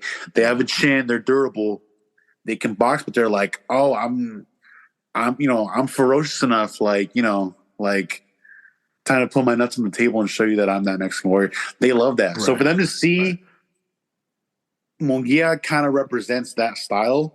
And so I can see why they would think, oh, he's going to give Canelo problems. And then, so once they saw that guy, because them seeing someone like Plant or Billy Joe Saunders, they see that as like cowardice, that style. They're just like, oh, no, like, subió mm, su bicicleta, all that kind of talk. So yeah, when they yeah, see yeah. those victories, they're not validated. You and I see it because we see like, oh, that's some high level boxing. Those guys can Right, right, move. They're slick. We yeah, respect that. We've seen Floyd do it for years, right? right, right, But when they see someone like Munguia, they're like, yes, yes, that's the guy we typically see. That's the guy we root for. So for Canelo to dismantle that guy and take it easy on him and still beat him, they're just like, all right, like that's, you know, And I noticed that that bought Canelo a like he lot got some of stock with the Mexican fans. yeah, because my uncle was like, I like that he I like that he took care of the kid. I like that he Yeah, did that. yeah, And because I think we talked about it, but the post fight, and we thought that was like cool, but I didn't realize like how how that like would go over with the yeah, because I thought it was cool, but we because we're younger, sometimes like I'll talk to like my uncle or like my stepdad and stuff like that, and they're old school, so they're like, no, he needed to like kill him, yeah. and they're like, no, I thought that was a good move, like that I was good, think I and I think they was like, like huh, that since Munguia was a younger Mexican guy that they're like yeah, there's some respect there because okay yeah, like he let him live, yeah, let's say like if Berlanga was in there, oh yeah, it's they'd be like, different, oh, like toss that kid to the wolves, bro. yeah, Hocicon, Corriente, like well just because Puerto Rican, you he's know what I mean? Like they'd be he like, oh, said get that rid of about this guy. that's what he said about Benavides Yeah. because he Oh was yeah, like, that's what my dad says too. My dad right now, he's of the mindset where he's just like, if I were Canelo, I wouldn't even give that guy the fight. He's like, that guy's trash. Just the way he carries himself, he's like, he's not that even worthy of a fight. that's my uncle was like, yeah, he took. I like that he took care of Munguia. I like that he protected him. I like that he let him live. But there is no way he does that to Benavides. Yeah. He's gonna run through Benavides. Embarrassing, dude. Like And I was just like, we're on the same wavelength, but I'm just like, you're am I like, like, did I did take hell crazy freeze pills? over? Like Like, what? Like, what the hell is going on? bro, hey, you might be in the twilight zone, bro. You might be like, I was like, man, did I wake up in a different like what I got multi universe? Like, a what's different going on dimension. right You're now? like, well, like, what's the germ of your dimension like? I gotta meet this guy. Like, Oh oh my god, but I was yeah, just like, yeah, man, I'm with you. I just was yeah, surprised that you're saying things that make sense to me. Like that's funny. yeah. But yeah, I think it's a definitely a very um, weird week for the fight because back to the Fury thing. I think Fury is gonna win. I don't I'm feel just it. I don't feel anything like just yeah. It doesn't you sound. know. It doesn't feel like the world heavyweight champion is gonna fight this week. It just feels like whatever. And maybe First because time, it's in Saudi Arabia, maybe because of that. yeah. Like I don't know. I saw that it's the first undisputed heavyweight fight since '99, and I'm like, so I'm thinking like, oh, this is a big deal. But then like it just okay because even with a fight like Haney and Garcia, in spite of all the crazy stuff going on, I was That still felt kind of like a like, big deal. Yeah. yeah, yeah. And with this one, I'm just like, oh, that's right. Those two guys are fighting. I'm like, okay, Yeah. So yeah. yeah, I'm like, what time? What time is the fight? Is it because it's during the day, right? 'Cause it's in Saudi Arabia. it's yeah. I think. Yeah, like 3. I think the ring walks are like at 3. Oh, So okay. yeah, that's one of those Yeah. events. But Yeah, dude.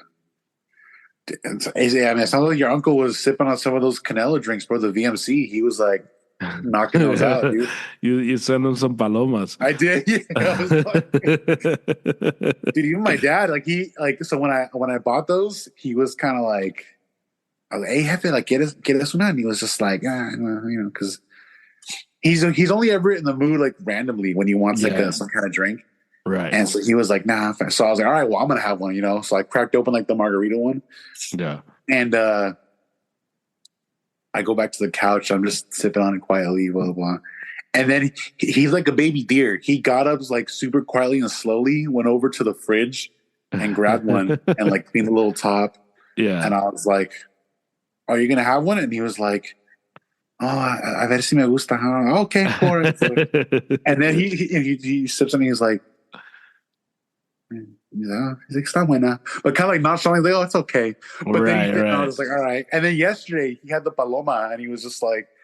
He's like, ¿Dónde están? And I was like, oh, they're in the fridge. Go, and he was like, all right. So then he's like, ¿Qué sabor es esta? And I was, oh, it's like, grapefruit, like toronja, Yeah. And he's like, okay, all right, cool. He just, it's like, and I'm just like, I need to hear this out loud with your chest. If you're like, if you dig it or not, we're looking at him like, bro, He's probably like, I'm drinking it. Am I not? Like, yeah. I'm like, come. what do you want?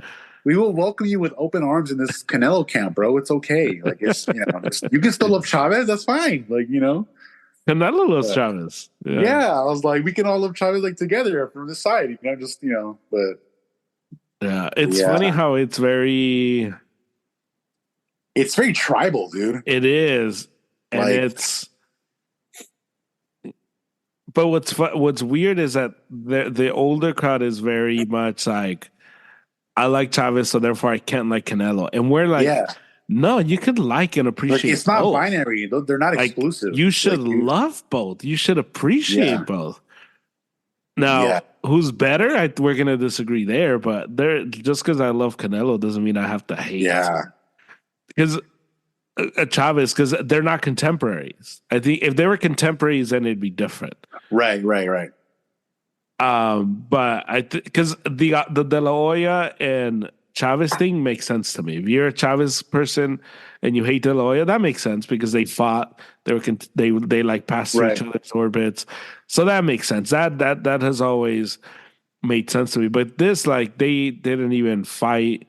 Like, maybe if Chavez Jr. was better, maybe that becomes a different story. Right.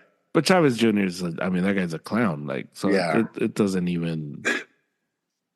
Yeah, I had to explain to my mom, like, just how big like the gravity of the situation, because she, after talking to her about this, and I'm gonna get into this little segue a little bit later, but we were talking about musical artists, two Mexican musical artists from different eras, right? And me and my brother, this is on Mother's Day, so we were kind of getting into it of like, yo, who do you think was more popular, or like net worth? Who do you think made more money? Blah blah. Juan Gabriel and. So I brought up Chente, right, and then I brought up Luis Miguel, like very different. Luis Miguel, yeah, right. Because my brother's a big Luis Miguel guy, and I think my mom and dad just because they're older, they're just naturally Chente guys. They just. I love Luis Miguel, but it's Chente all day. Give me Chente all day.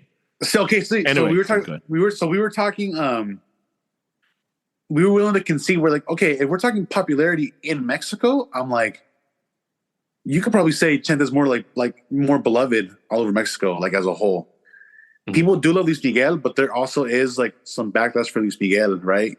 But then we were like, but I think Luis Miguel, because his styles are so versatile musically, he did all kinds of stuff, not just mariachi, but he did like R&B, soul, all that kind of stuff.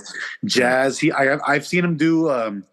He did a duo with like Frank Sinatra when Sinatra was still alive, and I'm just like, oh, like that's big. So I'm like, I think Luis Miguel has a little more pull from an international sense, but if we're talking just homeland, like Chente's the guy.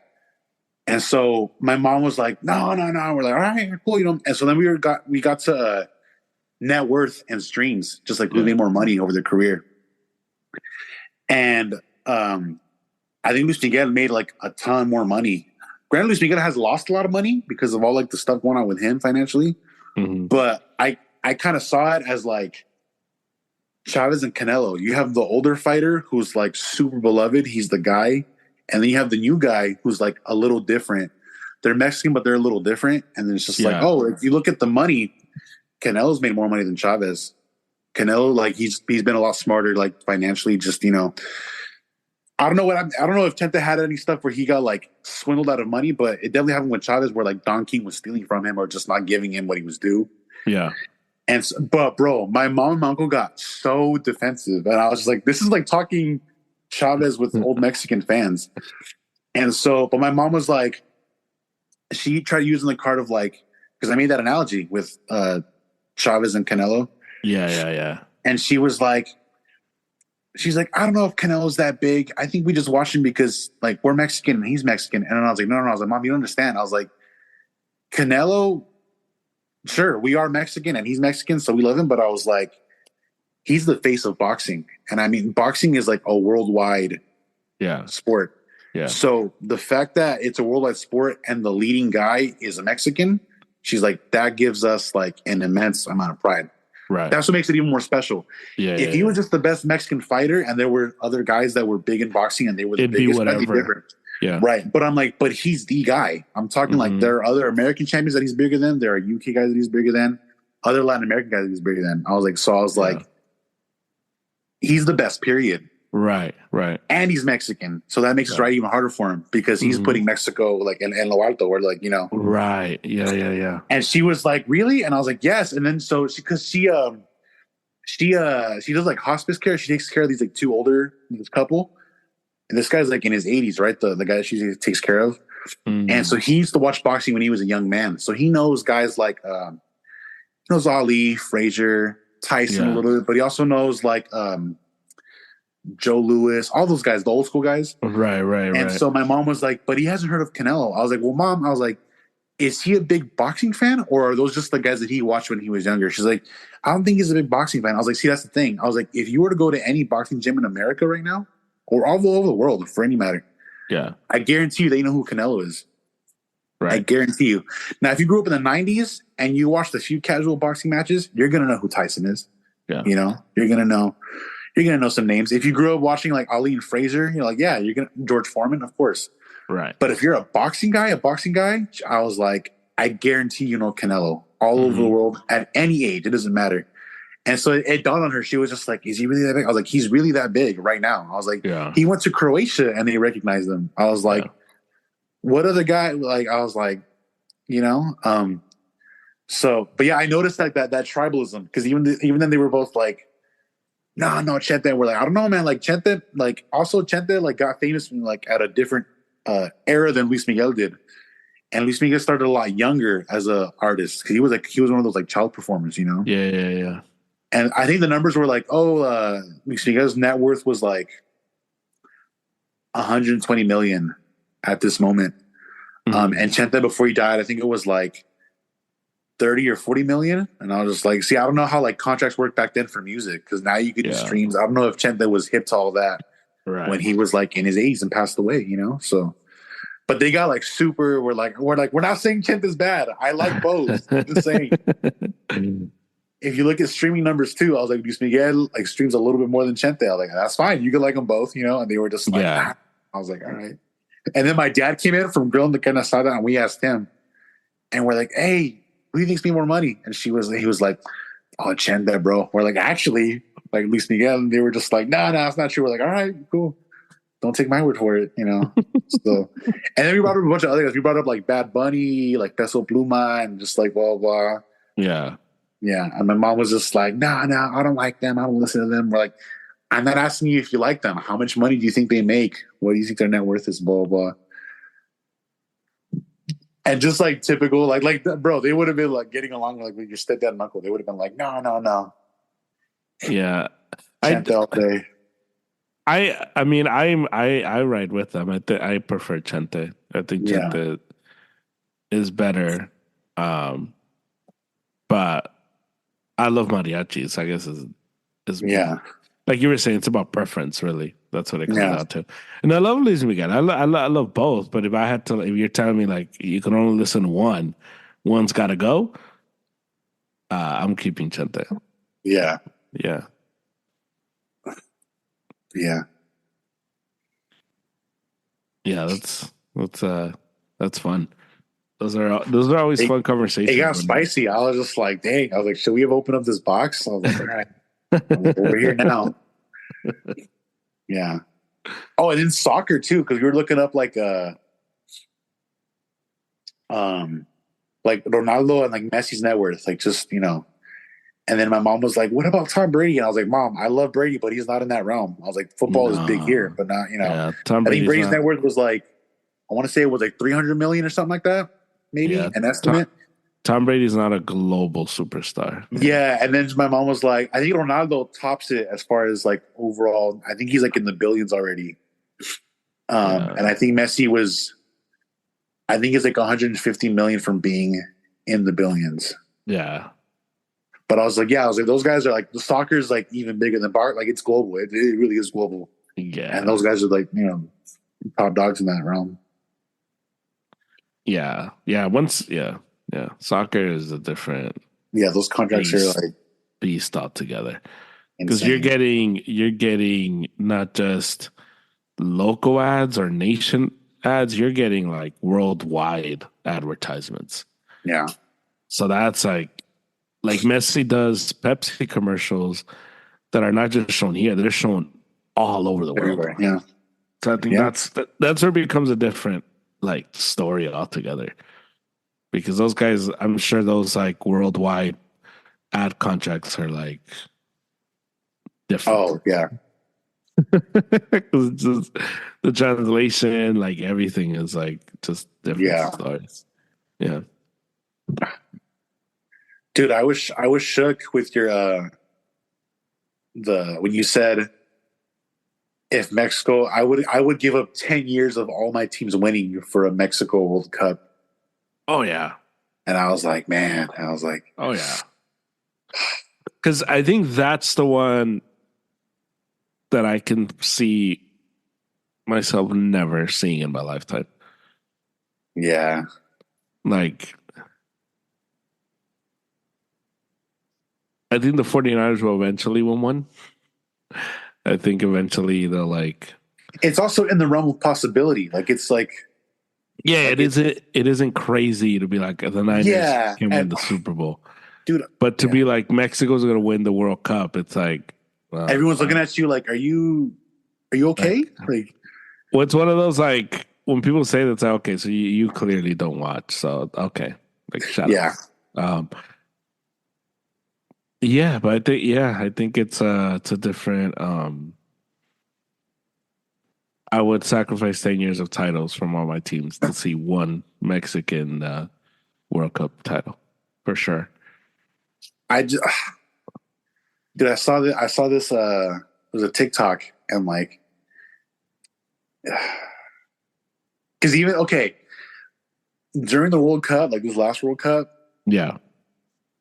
like I don't know if it was my buddy that was sending me these TikToks of like specific. It was like Argentina fans, talking bad about Mexico, right? And like that, dude. That just dude. I feel that in my soul. I'm just like, oh no, like I just had too many encounters where I'm just like, I either meet Mexicans that ride with Argentina because of Messi and just because Mexico's not that good in their eyes, or I meet Argentinians that are just like pretty full of themselves, and I'm just like, bro, okay. So there was someone at the World Cup asking Argentina fans about Mexicans and soccer. Yeah. And they were just like so dismissive. Just so they're like, oh, son medio burros para el fútbol y que sabe qué. And I'm just like, what? Like you are not allowed to say that. Like and I'm just so but then I saw another, and this one I stumbled across on my own, but someone was like, it's likely that a Mexico World Cup, like it'll never happen in our lifetime. It'll just, just not in the cards for us. Yeah. And it was one of those that was like the photos, like the slides, you can like swipe to get to the next photo in the video. Mm-hmm. Yeah. And the second slide was like, but we weren't meant to be football players, And then the last slide was, we were meant to be warriors, and it was like all the Mexican like boxers, and I was just like, all right, I was like, I'll take that, I'll take it. I was like, but it was like Canelo, Chavez, like Pitbull, like all the young guys and old guys, and I was just Right. like, all right, Yeah, I was yeah. like, that's like a little band-aid on the giant wound that is like my heart, but I'm like, okay, cool. So, but yeah, I'd want to get a Mexico World Cup just to spite all the people that like think bad of us with soccer. Even the ten hat guy, my homie, because he's he's a Man U fan, but he was and I'd never heard it from this point of view, but he was just like oh, you root for the Mexico national team, and I was like, yeah, and he was just like, oh, you guys are delusional. He's like, you guys are the one fan base that's just like talk the most crap, haven't won, and like just like all bark no bite. And I was just like, are we? I was like, bro, like don't. What do you mean? Don't say that. And he's like, no, like that's. Don't say And that. I was just like, are we those guys? Are we? I was like, dang, dude. I was like, so, yeah, Yeah, man. It's yeah. I not don't know. good. Once you broke down how the Mexican soccer thing works in Mexico, I was just like, I don't know if I'll ever see it if these guys are all in charge of the money and don't want to see it happen. But yeah. Yeah, I think the tough part for it is that there is like components of of something that can be really really special in Mexico, but then like the corruption of it ruins it, and I think that's what sucks. That, Yeah. but yeah, I mean, 10 years of titles for for one Mexican World Cup title. I think that's pretty fair. But yeah, I don't think it's ever gonna happen. I can see myself dying and be like, yeah, I never saw Mexico in the World Cup. At least that advance. At least like what is it the round of 16? Like that. Yeah. See, but even I don't know. A World Cup would be because you take that forever. Like you remember that No, forever. yeah, yeah. But it's like it'd be nice to like at least like see progress in just because it's like how do I say it? I'd feel a lot better knowing if we could just at least compete and go even further, just to see that it's possible. You know what I mean? Right. Right. Yeah. Yeah. Yeah. Like I'm thinking of like the Lions. It's like, oh, the Lions, yeah, they were down for like the longest time, and it's like this last season. It's like, okay, it's like if they can keep this up and like still like just put up a fight, and it's like I'll be heartbroken just a little bit longer and hope that they can still do something. I don't want to be so helpless. Is what I'm saying. I don't want to be just like the laughing stock of like, oh, you guys talk a bunch of crap and you never even go far at all. And it's like, okay, cool, Yeah. yeah, or at least go farther than the U.S. just out of spite. Shout out to Angel. Shut Bro. So yeah, man.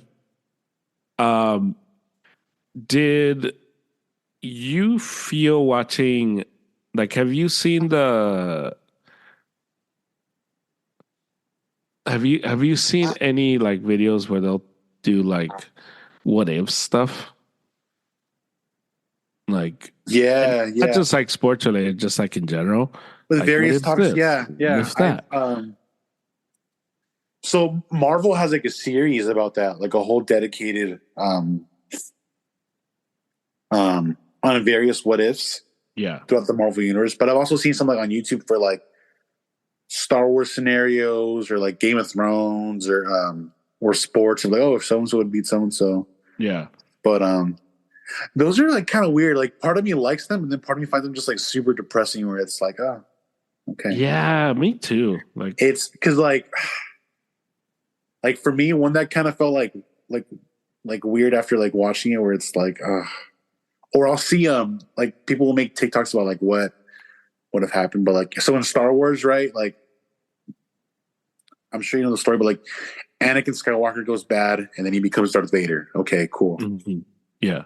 But they do instances where it's like, what if he never went bad, and what if he got to like live happily with his kids? And I'm just like, part of me is like, oh, that's great, but then part of me is like, oh, that's we're never gonna get that. That's it's even if it's in a what if universe, it's like that didn't happen. He Yeah. went bad. Like he just Right. his wife died. His kids didn't even know about him. Yeah. You know. Or with Game of Thrones, I'd always think like, what if Rhaegar had defeated Robert Baratheon and he got to become king and like raise like Jon Snow and blah blah blah. And I was just like, oh no, like Robert Baratheon caved his chest in. He's done. He's Yeah. you know. So it's like, so when Yeah. Adrian brought up the whole Mexico thing, I'm just like, sure. Like I'm like, oh, that's interesting. But then part of me is just like, I don't want that heartbreak, bro, right now. Like that wound's been healing. I don't need you to open it back up and like, you know, like pour some lemon Yeah. juice in there. Like Yeah. just I think the what ifs are super like weird, you know? They're just super they're like, it's like fan service, but then when you get it, you're just like, I shouldn't have eaten this. It's like when you have like a really sugary drink. yeah, because You it's like, wanted well, it before you what got do I it. do with this now? Like, what am Yeah, I supposed to do with this thing? Like, am I just like, oh, well, that didn't happen. We would have won. And it's like, okay, but that didn't happen, and you didn't win, or whatever. You yeah, know, dude. It's I just think it's weird, like, because it speaks to that syndrome of the guy who like or girl who they hit their peak in high school, and all they want to talk about is just how great high school was. yeah, Uncle Rico. Like just And yeah, and you're just like, okay, dude, but like we're here now. Like you're in your 30s, so like do you really all you talk about is that game you played against that high school like 20 years ago? Like that's crazy. Like yeah, what do you like what's like I don't know, like it's just weird like oh and if that wouldn't have happened, I would have done this and it's just weird how people just live in the what ifs so much. I don't yeah, get it. I don't understand that type because I you see it um in so many like instances like that it's just like a strange thing. yeah. Yeah. It's weird. It's a weird to Do weird. you have you learned that through having seen a few, or just having seen people discuss what ifs, and you're like, or have you ever like watched something like on YouTube for like sports, or just like, Both. Like when I hear people talk about like the what ifs in their life, and I'm just like, okay, but that didn't happen. And there's no guarantee that if you would have done, you know, the other thing, that one thing that would have gone that way? Like, yeah, like that yeah, there's no guarantee of that. So I think that's the part that's weird to me because like even with sports, because you know, 49er fans will like, but like, oh man, if Jay Greenlaw doesn't get injured, we win the Super Bowl. And there was this like thing, something oh, if about we'd like, elected to kick off in overtime, like, yeah, no, but the Dre Greenlaw, because I was seeing this like yeah, thread on Twitter, and it was just like, oh, if he doesn't get hurt, because up until that point, Kelsey had like he had no catches, whatever. yeah, And I'm like, I don't know, like maybe, yeah, maybe if Dre Greenlaw stays, we win. But also, like, you really think Dre Greenlaw was going to keep Travis Kelsey at zero receptions? Like, you think like the Chiefs are going to be like, oh, I guess we can't go to Kelsey today. Dre Greenlaw's on him. yeah. Like, I don't what are we doing? Like, It's almost like disrespectful to like Andy Reid and Mahomes. Like, you don't think they would have found, or at least tried some kind of way to get or him involved? disrespectful to Like, just, Kelsey. Like, do you know how yeah, good Travis Kelsey is? yeah, It just so stuff like that always like I'm like like come on, like what are we doing? Like that didn't happen that way. Um, but I think in life it's sad because sports is like fun. You know, it's fun to right. it's more fun to that. Or in movies, it's fun because it's like oh man, like that would have been interesting. Um, but in life, when people are like, oh man, if I wouldn't have done this, or if I would have done that, or if this, it's like okay, but you didn't. Like, when are you going to Like, move on. past that? When are you going to live in the here and now of the situation? So I think that's the part that's like always like super strange, and I'm Like always like, superalo, as Eli says, our friend. Like, yeah, yeah, pretty much, like, because it's just like, okay, but that like, I don't know, that didn't yeah, happen that way. So we'll kind of keep it pushing, keep it, find a new thing or, yeah. uh, Get new goals, work towards that. Like, just yeah, yeah, yeah, because it's just, I don't know, like I don't understand that type of mindset. I don't understand the mindset that gets stuck in what happened or gets stuck in the past or gets stuck in the in the failures of yesterday. Because to me, like, we fail, but we fail every day, but every day we have a chance to succeed. So the same way that you failed yesterday is the same way that you can succeed today. yeah. So I think that's the part that to me is weird. That to me just like when somebody gets so stuck in what happened a long ago, that I'm just like, all right, man. Like that doesn't make any sense. But all right, Yeah. yeah, it's just a weird feeling It is. because It is. I don't know how to sympathize with that person. I don't know how to tell them anything. Like, okay, well, if you hated what happened, then just change your life, change it. You can still change it. The one that I'm thinking of that where it's like it's like a particular like player, but I'm just like, okay, bro. I like, and they had a video, but like, is it Isaiah Thompson and Magic Johnson like just when he wasn't chosen because of like MJ? Yeah. I'm just like, that's gotta sting. And hearing him say he's like, I was I met the qualifications, but they just didn't choose me. Yeah. I'm like, ah. And when Magic Johnson hugs him, he's like, I know, man. I know it hurt. I know. And I'm just like, all right. Isaiah, you get a pass, bro. Like, Yeah. It is yeah, what it is, like you yeah, it said. is what it is, but it is what it is, man. It is what it is. Um,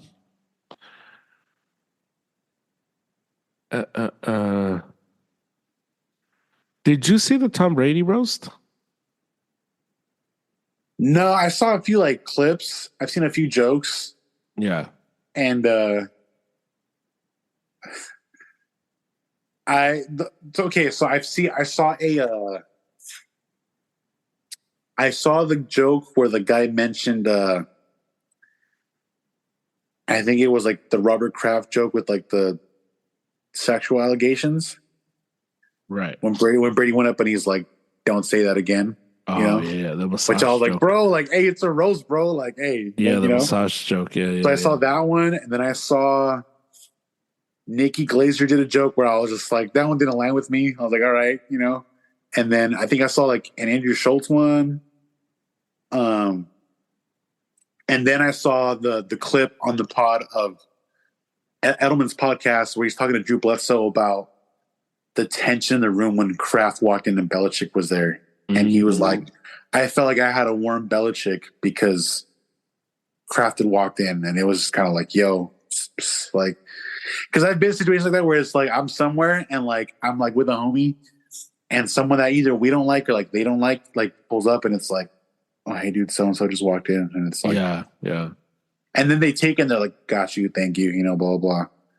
So it because we talked about like the whole like the dynasty thing, like the other documentary, and just like how this is all kind of spiraled, and we're like, oh dang, it really is this bad. Like these two guys are just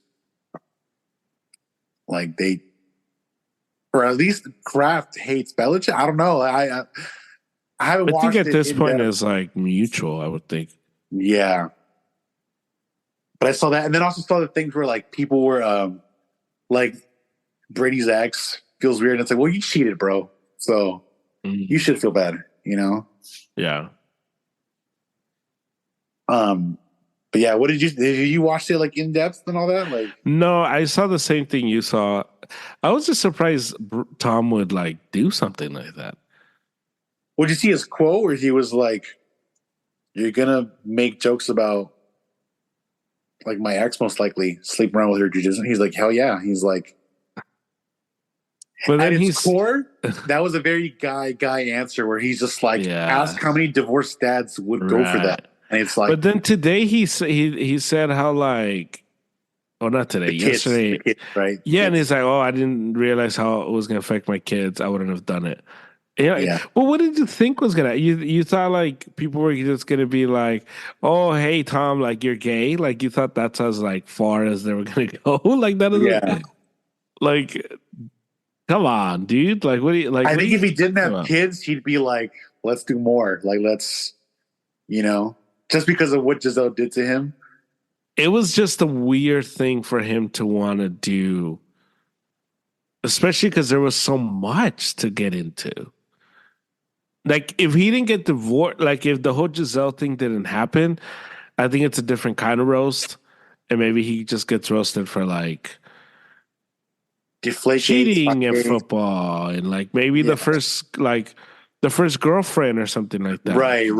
Yeah. Um, or maybe like the whole thing on like Randy Moss, the only black wide receiver, because I saw Drew Right. Bledsoe did the whole like even your black wide receiver is a white guy. Because like his name's Randy, like what black guy's named Randy, like things like that. Right. And it would have been more that, but like dude, you just came out of a very public Like star couple divorce. marriage. Like just, And it was like it came out that she was like, it's us or football, and you're like, all right, football. So like Kevin's Hart whole thing, like when you know, whenever you can like whenever you what is it? He said like whenever you can like leave your family to go 8 and 9 and miss the playoffs, you have to do it. Like yeah. it's I thought that was funny, but I just thought it was like, man, like what like Netflix must have paid him like a good buck to for him to agree to do something like that. Yeah. Was it 25 million? I think. Was it that much? I think it was 25 million. Yeah. That's why he's like, dude, ask divorcees if they would do that for 25 million. They just like tee off Yeah. on your ex. Well, Yeah. 'cause even what did they? I think Jason Kelsey was like, "Why would he do that?" And then he was like, "Wait, how much they paid him?" He's like, "You know what? I get it." Yeah. That's what I'm saying. I'm like, bro, like for a night's work of just sitting there, He just having a get- few laughs, a few uncomfortable moments, but a few laughs, bro. just to do just to be like Adrian Broner. I'm getting cooked. Yeah, I'm getting, yeah. Or, okay, also, like, it's just, and I've seen Edelman talk about this, but when he was talking to Bledsoe, he was talking about how when the players were giving jokes, he was like, dude, we were all really nervous. Like, we were all, because it's like the public speaking thing, get up delivery. You see Right. how much goes into it. And then he's like, and he said, once the pro comedians started, he was like, man, like you see why they're pros. Like Right. it's their craft. It's what they Yeah. do. Yeah. And there was another clip when Edelman was on the New Heights thing where he was like getting into like the news broadcasting, and he's like, as much as you might disagree with someone like a Colin Coward or a Stephen A. or Skip Bayless or all these guys, he's like, they know how to talk. They know like that's their craft. And whether you don't like the content, they can deliver it well. And he's like, and you got to give them some props for that. They're pretty talented if they know how to do that. Yeah. So with the comedians, he was just like, dude, it was night and day watching like Randy Moss or myself try to get one joke off and watching them have entire segments and just Yeah. like, dang, dude, like that's, well, it's like you when you were saying you listen to your preachings. That surprised me for a bit, but then like once I thought about it, I was like, no, that checks out. German would do something like that to better himself. Like, Yeah. yeah, It's my craft, yo. yeah. I have to. Yeah. Well, because even with me, like, dude, whenever I hear like recordings of myself playing, sometimes I'll be like, dang, that sounded kind of bad. I should practice that. I should. Yeah. Okay, cool. No matter how many times people tell me, oh my God, you're great. I'm just like, I'll hear myself and I'll be like, I can work on that. I can fix that. Okay. Yeah. Which I think it's the health part of it, Yeah.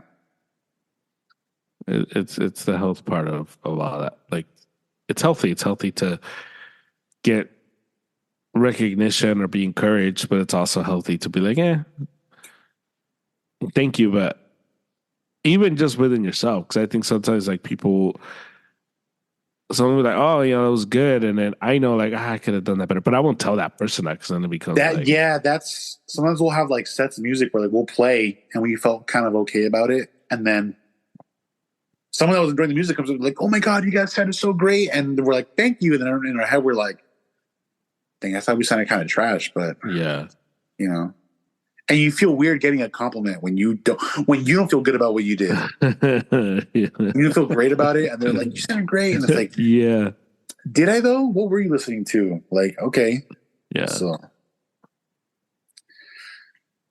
for sure. yeah, dude, film. I miss watching film for football. That was both like scary and exciting. That was Mm, like when you lost, yeah. that fear was real, bro. Of looking at the film where you're like, oh, who's gonna get ripped apart? Oh, dude, you didn't run that route. Oh my god, wasn't Yeah. that a school block, Escamilla? And you're like, sorry, coach, I don't know what that was. And you're like, oh, Yeah, neither do we. What dude. the There was one game where our coach, just as much as it sucked, there were some good moments too. But there was one game where we played these guys in like our league. It was a Rancho High, right. and coach was like, "Yo, if we get X amount of rushing yards, the O line gets burritos, like giant breakfast burritos." So the O line was like, "Oh, dude, we're about to." And we won. Like we won in like spectacular fashion. So the next day, like we lifted and then we did film. And after film, coach was like, "All right, here are your burritos, guys." And we were like, And then they replay. Like if you had a nice block, they watch it again and again. You're like, "Yep, that was me." Like, Yeah. there was one coach that was kind of like a jerk. He was the running backs coach. He was the kind of coach where it's like you felt like you could never joke with him or like have just like that moment of like, okay, you are like a normal guy. We can joke about, Yeah, yeah. which is totally fine. You do need coaches like that. There are coaches that are like they're each one. Like, Right. but I had a nice block on this one play where I had to. So I was left tackle, so I had to attack the guy in front of me. I had to attack like his outside shoulder. So in O-line, that's a hard block because you have to fight to get outside of him fast enough and hold him off, right? So I did it well, and this guy, he was like, "Oh, that was a nice block, blah blah." And I was like, and he was like, "I'm gonna replay it and watch it again just because I liked it so much." And I was like, in my heart, I was just like, "Thanks, coach. That was nice." But then next week, you might have gotten like lit up, and you're like, "What were you doing?" And you're like, Yeah. I didn't hear the play call. I was offsides. Oh, Right. yeah. Those moments are important, bro. When you get like chewed up and spit out, and you're like, "What was I thinking? Why did I do that?" Wait, did I do Have you had moments like that where like have you heard like old preachings of yourself? I'm talking like years ago. Yeah. Where you're like, God, what was I? Yeah. Where was I going with that? Like, Yeah. For sure. Like, why did you use that cross reference? Like that made no sense. Like, yeah. you're like, no wonder it didn't land. No one knew what I was talking about. You're like, oh, Yeah. It's like I used to do a lot of like sports stuff in my sermons. And then I was like, like nobody gets that, dude. my dad would do that too, dude. And so I just started cutting him off because I'm like, nobody really gets this. Like I get it and it helps me understand it, but maybe find a different avenue to explain this. I think for my dad, it worked sometimes because he was preaching to like, okay, because you like sports, but I don't think most. I'm gonna go with youth at the time. Yeah. Were into a sports as much as you were, or maybe a few of them were. Right. If it's like basketball or football. Yeah. But if you were to make like a soccer reference for like European soccer, I doubt many kids would be like, what are you talking about? Yeah, but my dad would make like Chivas or America references. Right. So of course, all the older Mexicans were like, "Oh, we know exactly what he's talking about." You know. I remember once my dad mentioned Tebow, and I don't think it landed because I think he thought it would land because he was like Christian and he was preaching, obviously, And people were like, "Huh?" But I don't think that many guys watched American football, so it didn't Right. land. And I was just like, no, go back to Chivas or America. America. He mentioned a ref once. Maybe you would know this guy, but it was a ref that had like a certain haircut. Yes. Chiqui Dracula. Oh, You know that man. guy? I remember I was talking to him about Cruz Azul, and I'm like, but Chiqui Dracula is going to be the The ref. referee. And he's like, don't call him that. That's not his name. And I was like, I remember someone he's a in the Christian. sermon, And I was just like, okay, someone in dude, the sermon chill. like called him out. He was like, "Oh, do you guys know about this ref?" And someone was like, "It was an hermana." I was like, "Chiqui Dracula." And he's like, "Don't call him that." And I'm like, "Oh, here we go." Yeah, Dude. he told me, and he's like, he's a Christian, like that's not his name. He doesn't like to be called that. And I'm like, okay, you his friend or something? Like, what's going on? Like, what the like? Did he tell you like, hey, don't let anybody call me? Like, what is going on right now?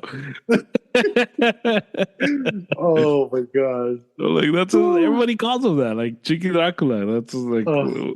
you're gonna get mad at me? Like I didn't start calling him that.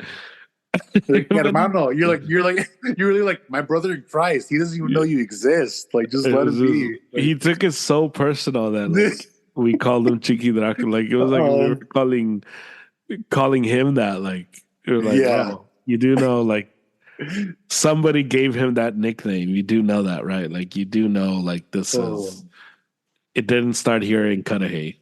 Like Oh my gosh. that's funny. Good times. Don't call him that. Don't call him. Like, okay, sorry. Apologize to Chiqui Dracula. To your friend, apparently, your friend, your homie. It's just like, oh, he's Christian. So, like, some Christians aren't allowed to have like nicknames. Like, I don't understand. Like, Yeah. what? Like, what are you talking about? It was funny just how passionate he was about just putting some respect on that guy's name. Why? Like, yeah, it was. Oh man. Chiqui Dracula.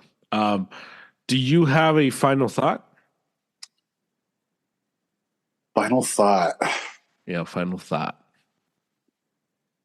I mean, we haven't had Garrick on, so we haven't been able to discuss this in depth, but yeah. Public service announcement to the rap fans out there.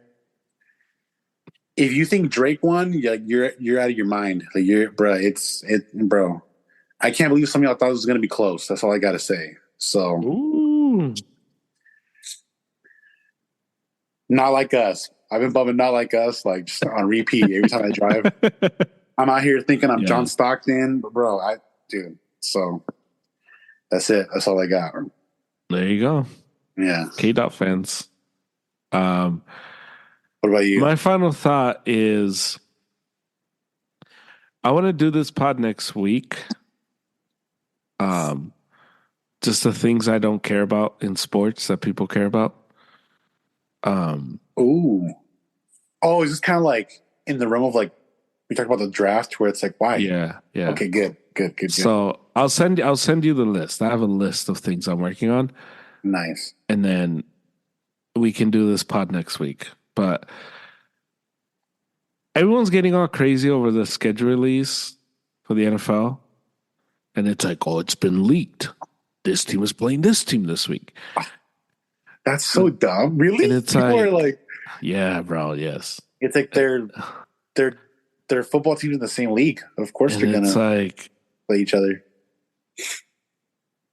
And it's just so weird, like how people are losing their minds. Like it got leaked. The Niners are playing the Chiefs week 7.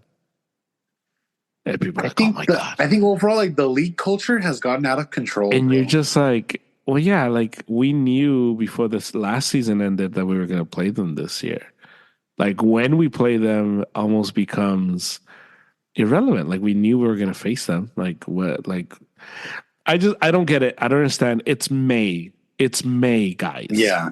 Like from here till September 5th, when football starts, some of these teams may be different. Some of the guys that you're excited may not even make the roster. Right. Like, can we chill out in May about? So yeah, I don't care about the schedule release. I'm not gonna do somebody was like, hey, you should do a reaction pod. And like, no. Yeah, why? Can you do like the best games? I'm like, I don't know what the best game's gonna be. Like, can I wait till like September 1st when the rosters are in, and I know, okay, this Right. guy It's like, made it. dude, yeah. Which guys didn't get injured in training camp? Like, have you not followed Yes. football? Like, what are you doing?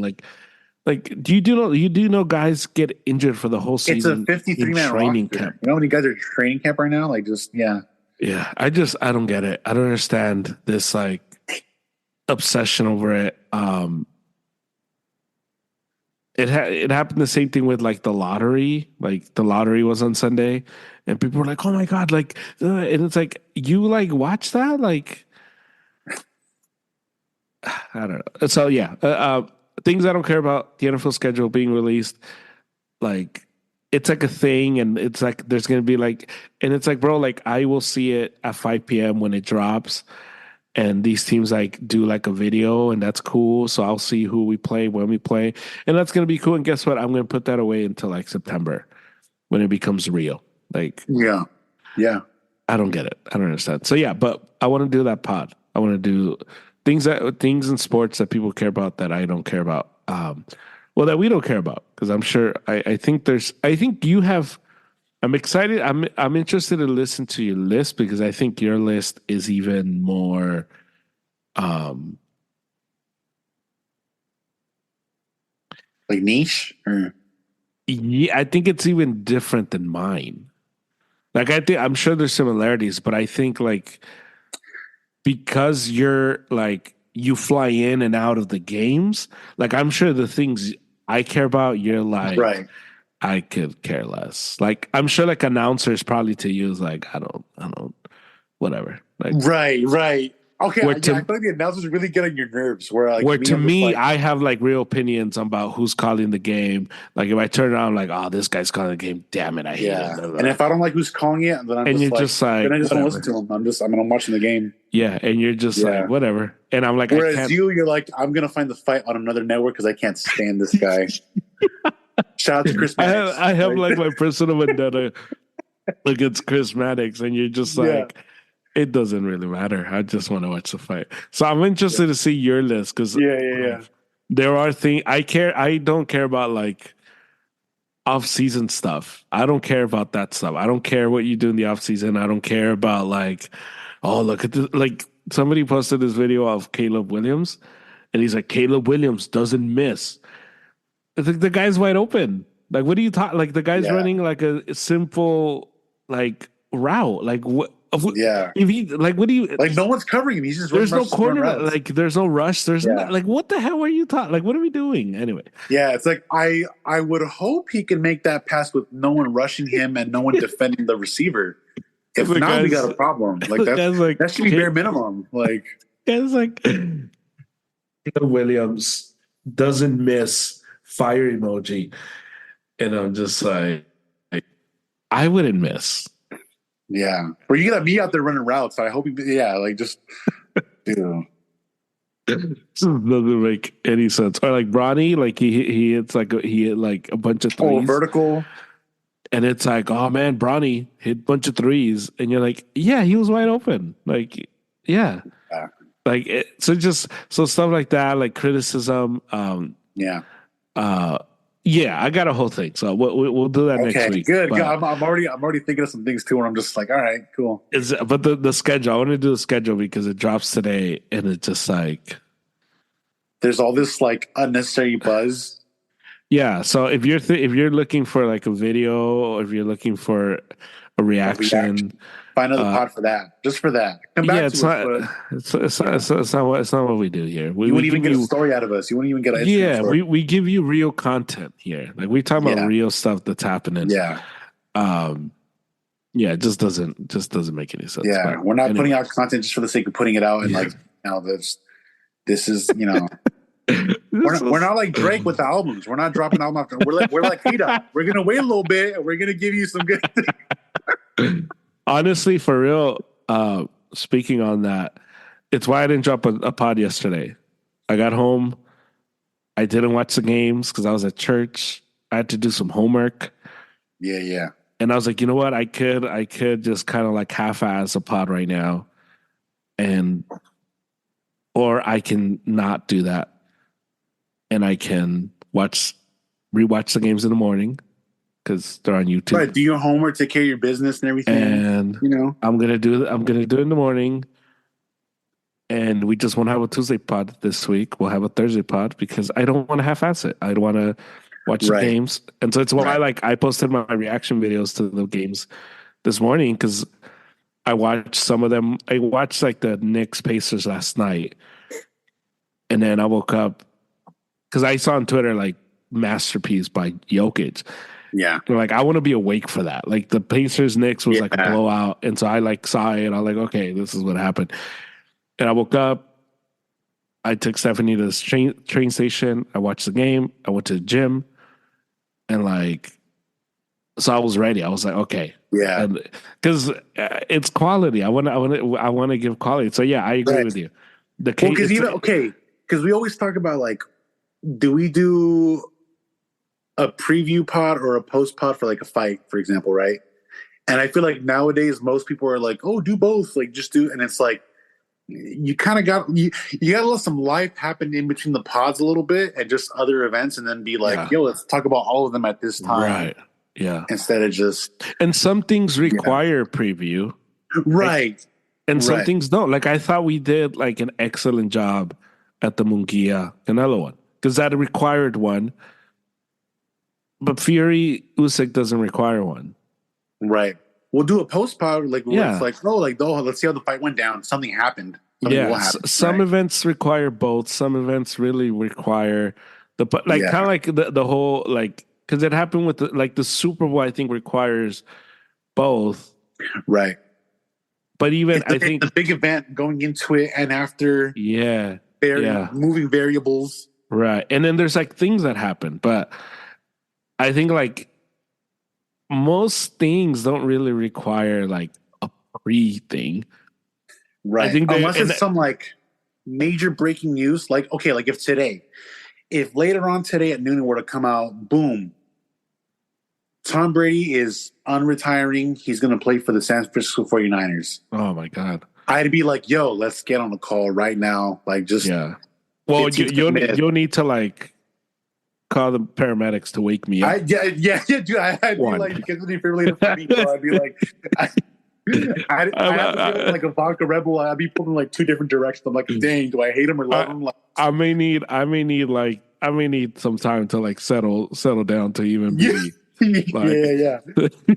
So like stuff like that is like, sure. The pod will just me just being like Ric Flair, just like just over and over again, just not saying any actual words. Yeah.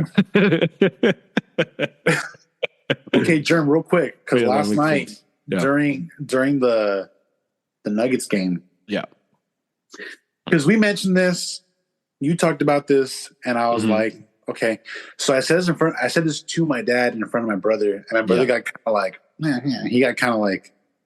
And I'm just like, am I tripping here? Because I maybe it's because the Nuggets knocked out the Lakers, but so my dad's watching the game, right? You know, And my dad's very like with basketball, it's very face value, right? He just sees the Lakers lose, and he's like, typical. And it's like, you don't know what goes into it, blah blah.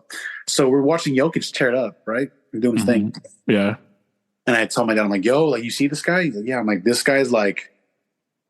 He's kind of got some like Brady-esque stuff going for him right now. You know, and he's like, what do you mean? He's like, oh, well, he was like a second round draft pick, which in basketball is like, it's like being like a really late pick, like a 6-7 round pick in football, you know, like no one expected him to be much. But I told him, I was like, he just won his third MVP. He's got a ring and like, he's probably on his way to getting his second one. Who knows? He might have 3 to 5. I don't know. Maybe maybe 2, right? Maybe just 3. So I'm kind of like tooting the horn for Jokic. Yeah. And my brother was like, let's pump the brakes. Let's not say that yet. Blah, blah. And I'm just like, I don't know, bro. Third MVP. He's already got a ring. Like he's single-handedly coming back from, Anthony Edwards, like his onslaught. So I'm like, right. Am I wrong in giving this guy his flowers right now and telling my dad that he's Brady-esque in the sense that he was an unheralded guy? Like, did you see that one tweet that someone tweeted when he got drafted? It was like, someone was saying like, prepare yourselves. Jokic will dominate in the NBA. And so everyone was like making fun of the guy, whoever tweeted Oh, it. really? No, I've never Yeah, seen that. I'll see if I can find it. But this one guy, I don't know who it was, but this guy was like, "Oh, with this pick, they take Jokic." And he's like, "Mark my words, Jokic will be a big guy in the NBA." Oh, wow. Because was he drafted in Second round. Second round no, pick. but what year? 16, 17? Something like Yeah. that, right? Yeah. So yeah, this guy was like, "Watch out for Jokic. I'm telling you, he's gonna be big." And everyone was like, blah blah. And so now that he is big, I'm just like, dang, you know. And my brother was like, "Is that a salty 2014. Laker fan, or is that like, I don't know, Jokic was drafted 2014. 2014?" Yeah. So this guy, whoever he was back then, was like, "Watch out for Jokic. He's gonna be a problem. I'm Wow. telling you right now." That's impressive. Um, So, that's really impressive if that guy am I called that. getting ahead of myself, or was Sam just being like salty, So, or is a little bit of both? Do I need to calm down with the Jokic stuff? well, I'm the last guy to ask about that. I'm like After this morning, swimming. right? You're like I'm swimming in the Jokic like Jokic ocean. Kool-Aid. You're like, dang. It's not even a Kool-Aid. It's just I just filled up the whole like Pacific Ocean. I'm just swimming in. You own property on Oh the yeah. Jokic Island. You're like, Oh oh, my dude, God. I own multiple properties. I am like I am a real estate mogul you're the board of in directors. Like, yeah. Um I think when you say Brady, I think because Brady's career is over, we think of the totality of Tom Brady. We right. think of because I think that this is I think that's where people like kind of like get tripped up. Like so Yeah. and you qualified it well. Like Jokic is came out of nowhere. Nobody saw this coming. Second round pick. It came out like the guy from that drafted Jokic from Denver drafted him out of a favor for a friend. Right. Like he's like, okay, like I'll do you a solid. I'll bring this guy in because Denver didn't even think he was gonna be this. And so I think from that standpoint, yes, very Brady like ascended. He's the best player in the world. Is he gonna win like 7 titles and go down as the greatest basketball player of all time? That might be a little too early, but Right. Right. I think in terms of like if he wins this title, I think he like starts to creep up like just differently. I think Yeah. to me, he's already past like Kevin Durant. I think to me, Jokic, if he leaves today, he is like the 15th greatest player of all time or so. Dang. I think the thing with Jokic that people ding him on, and you know, Sammy may be just like bitter Laker fan.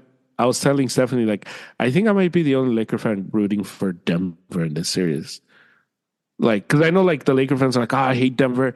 And I was just like, I don't like, I get it, but I also like Denver's better. Like, Denver, it's kind of like how I feel about the Chiefs. Like, I don't like the Chiefs because they beat us, but I'm also not like, they have Mahomes. So it's Yeah. weird. Like, I don't have this like hatred for the Chiefs. It's just like, I just hate that we've lost to those guys, but they have Patrick Mahomes. Like, I don't Yeah. know. Like, Yeah. No, I hear you. I hear you. and so I think with the Nuggets, it's like they have Jokic. Like, of course, I don't know. Like, were the games close? Yeah, but I think that can also trick you into thinking you're closer than what you really are. Because sports is about execution. And the Lakers down the stretch, even though they were close, even though they led, they never executed. And I think so.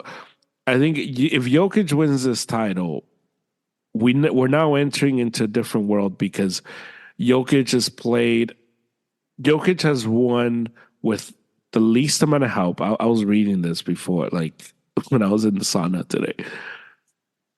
Jokic has had since 1984 the least amount of help of any other superstar in NBA history.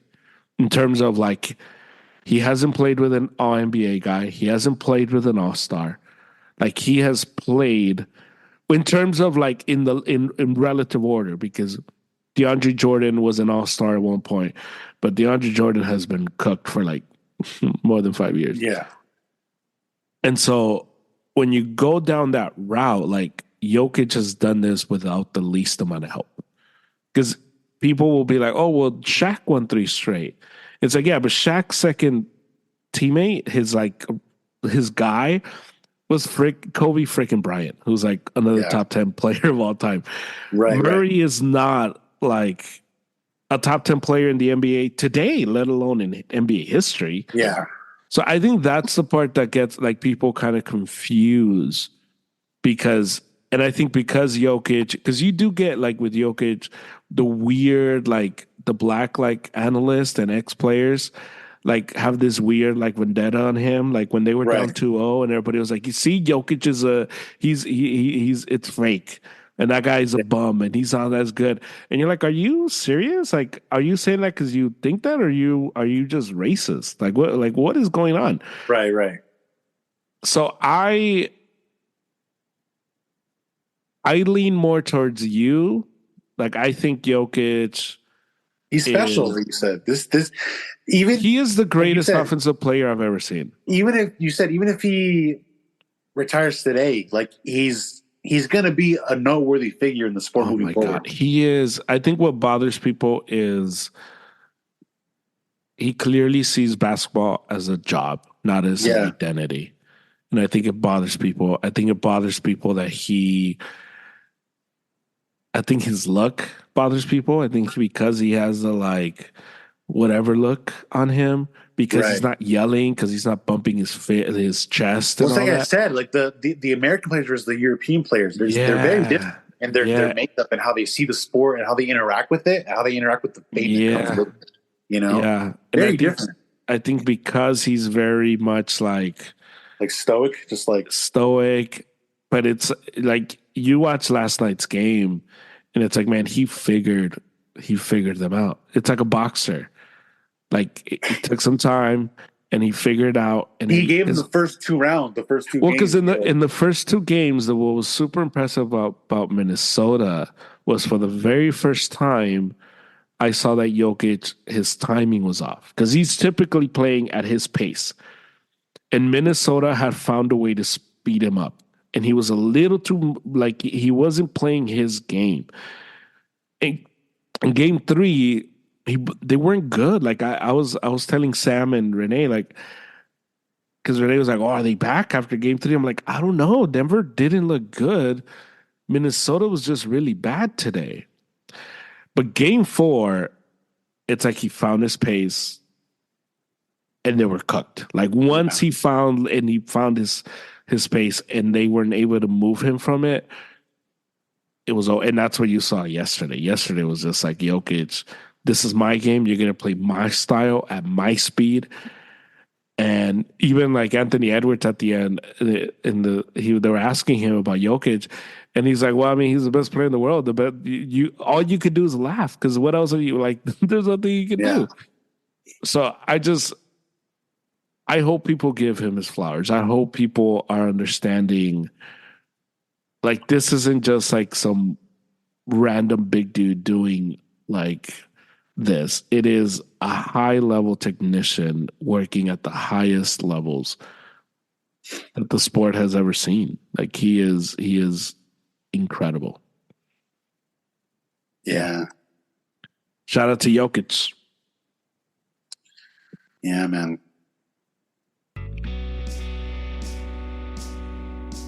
I need to get one of those waters, dude. Those are so bomb. Oh my gosh. Yeah. Is that a new one, or do you reuse the bottle when you go? No, I reuse the bottle. Yeah. No, I do that too. Oh man. Yeah. I had some, and then I don't know. I think Stephanie threw them away, so I bought one so I can. It's my gym water bottle, so I like it. Nice. Yeah, but cool. I'll talk to you later on, and yeah, we still got to go on with Harry to just talk like I want to pick his brain about like the baseball, like coaching, like what, like the Let me know. levels. Let me know. Like, We'll set that dude. up. We'll set that up with Harry. Harry, it's either Sunday mornings or Sunday night with him. Okay. So we gotta. We'll set. I'll send him a text. I'll ask him. him what's up. For sure. We can get the ball rolling. But always a pleasure. I'll see you later. Likewise. That's the pod. We are brought to you by, as always, Triumph Protective Coatings. They specialize in concrete polish, epoxy flooring systems, micro top floors and walls, and self-leveling underlays. They service California, and they speak Spanish. You can follow them, Triumph_Coatings on Instagram, and you get a 10% off if you use the promo code ArrowsUp. You can also reach them on Gmail, triumphprotectivecoatings@gmail.com. That's the podcast. Thank you to David. Thank you to Angel. Thank you to Triumph. I will do another pod on Sunday with Harry. And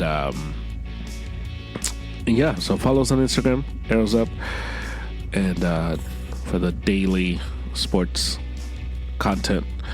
And you can follow us, rate, review, subscribe anywhere you listen to pods. So please do that, and enjoy the rest of your week. I played pickleball today. Pickleball, it's fun. The hype, I'm on the hype. Makes sense. Like it. Enjoy it. But anyway, I'll talk to you later. Enjoy everything. Let's go Sox. Hala Madrid. Viva la máquina.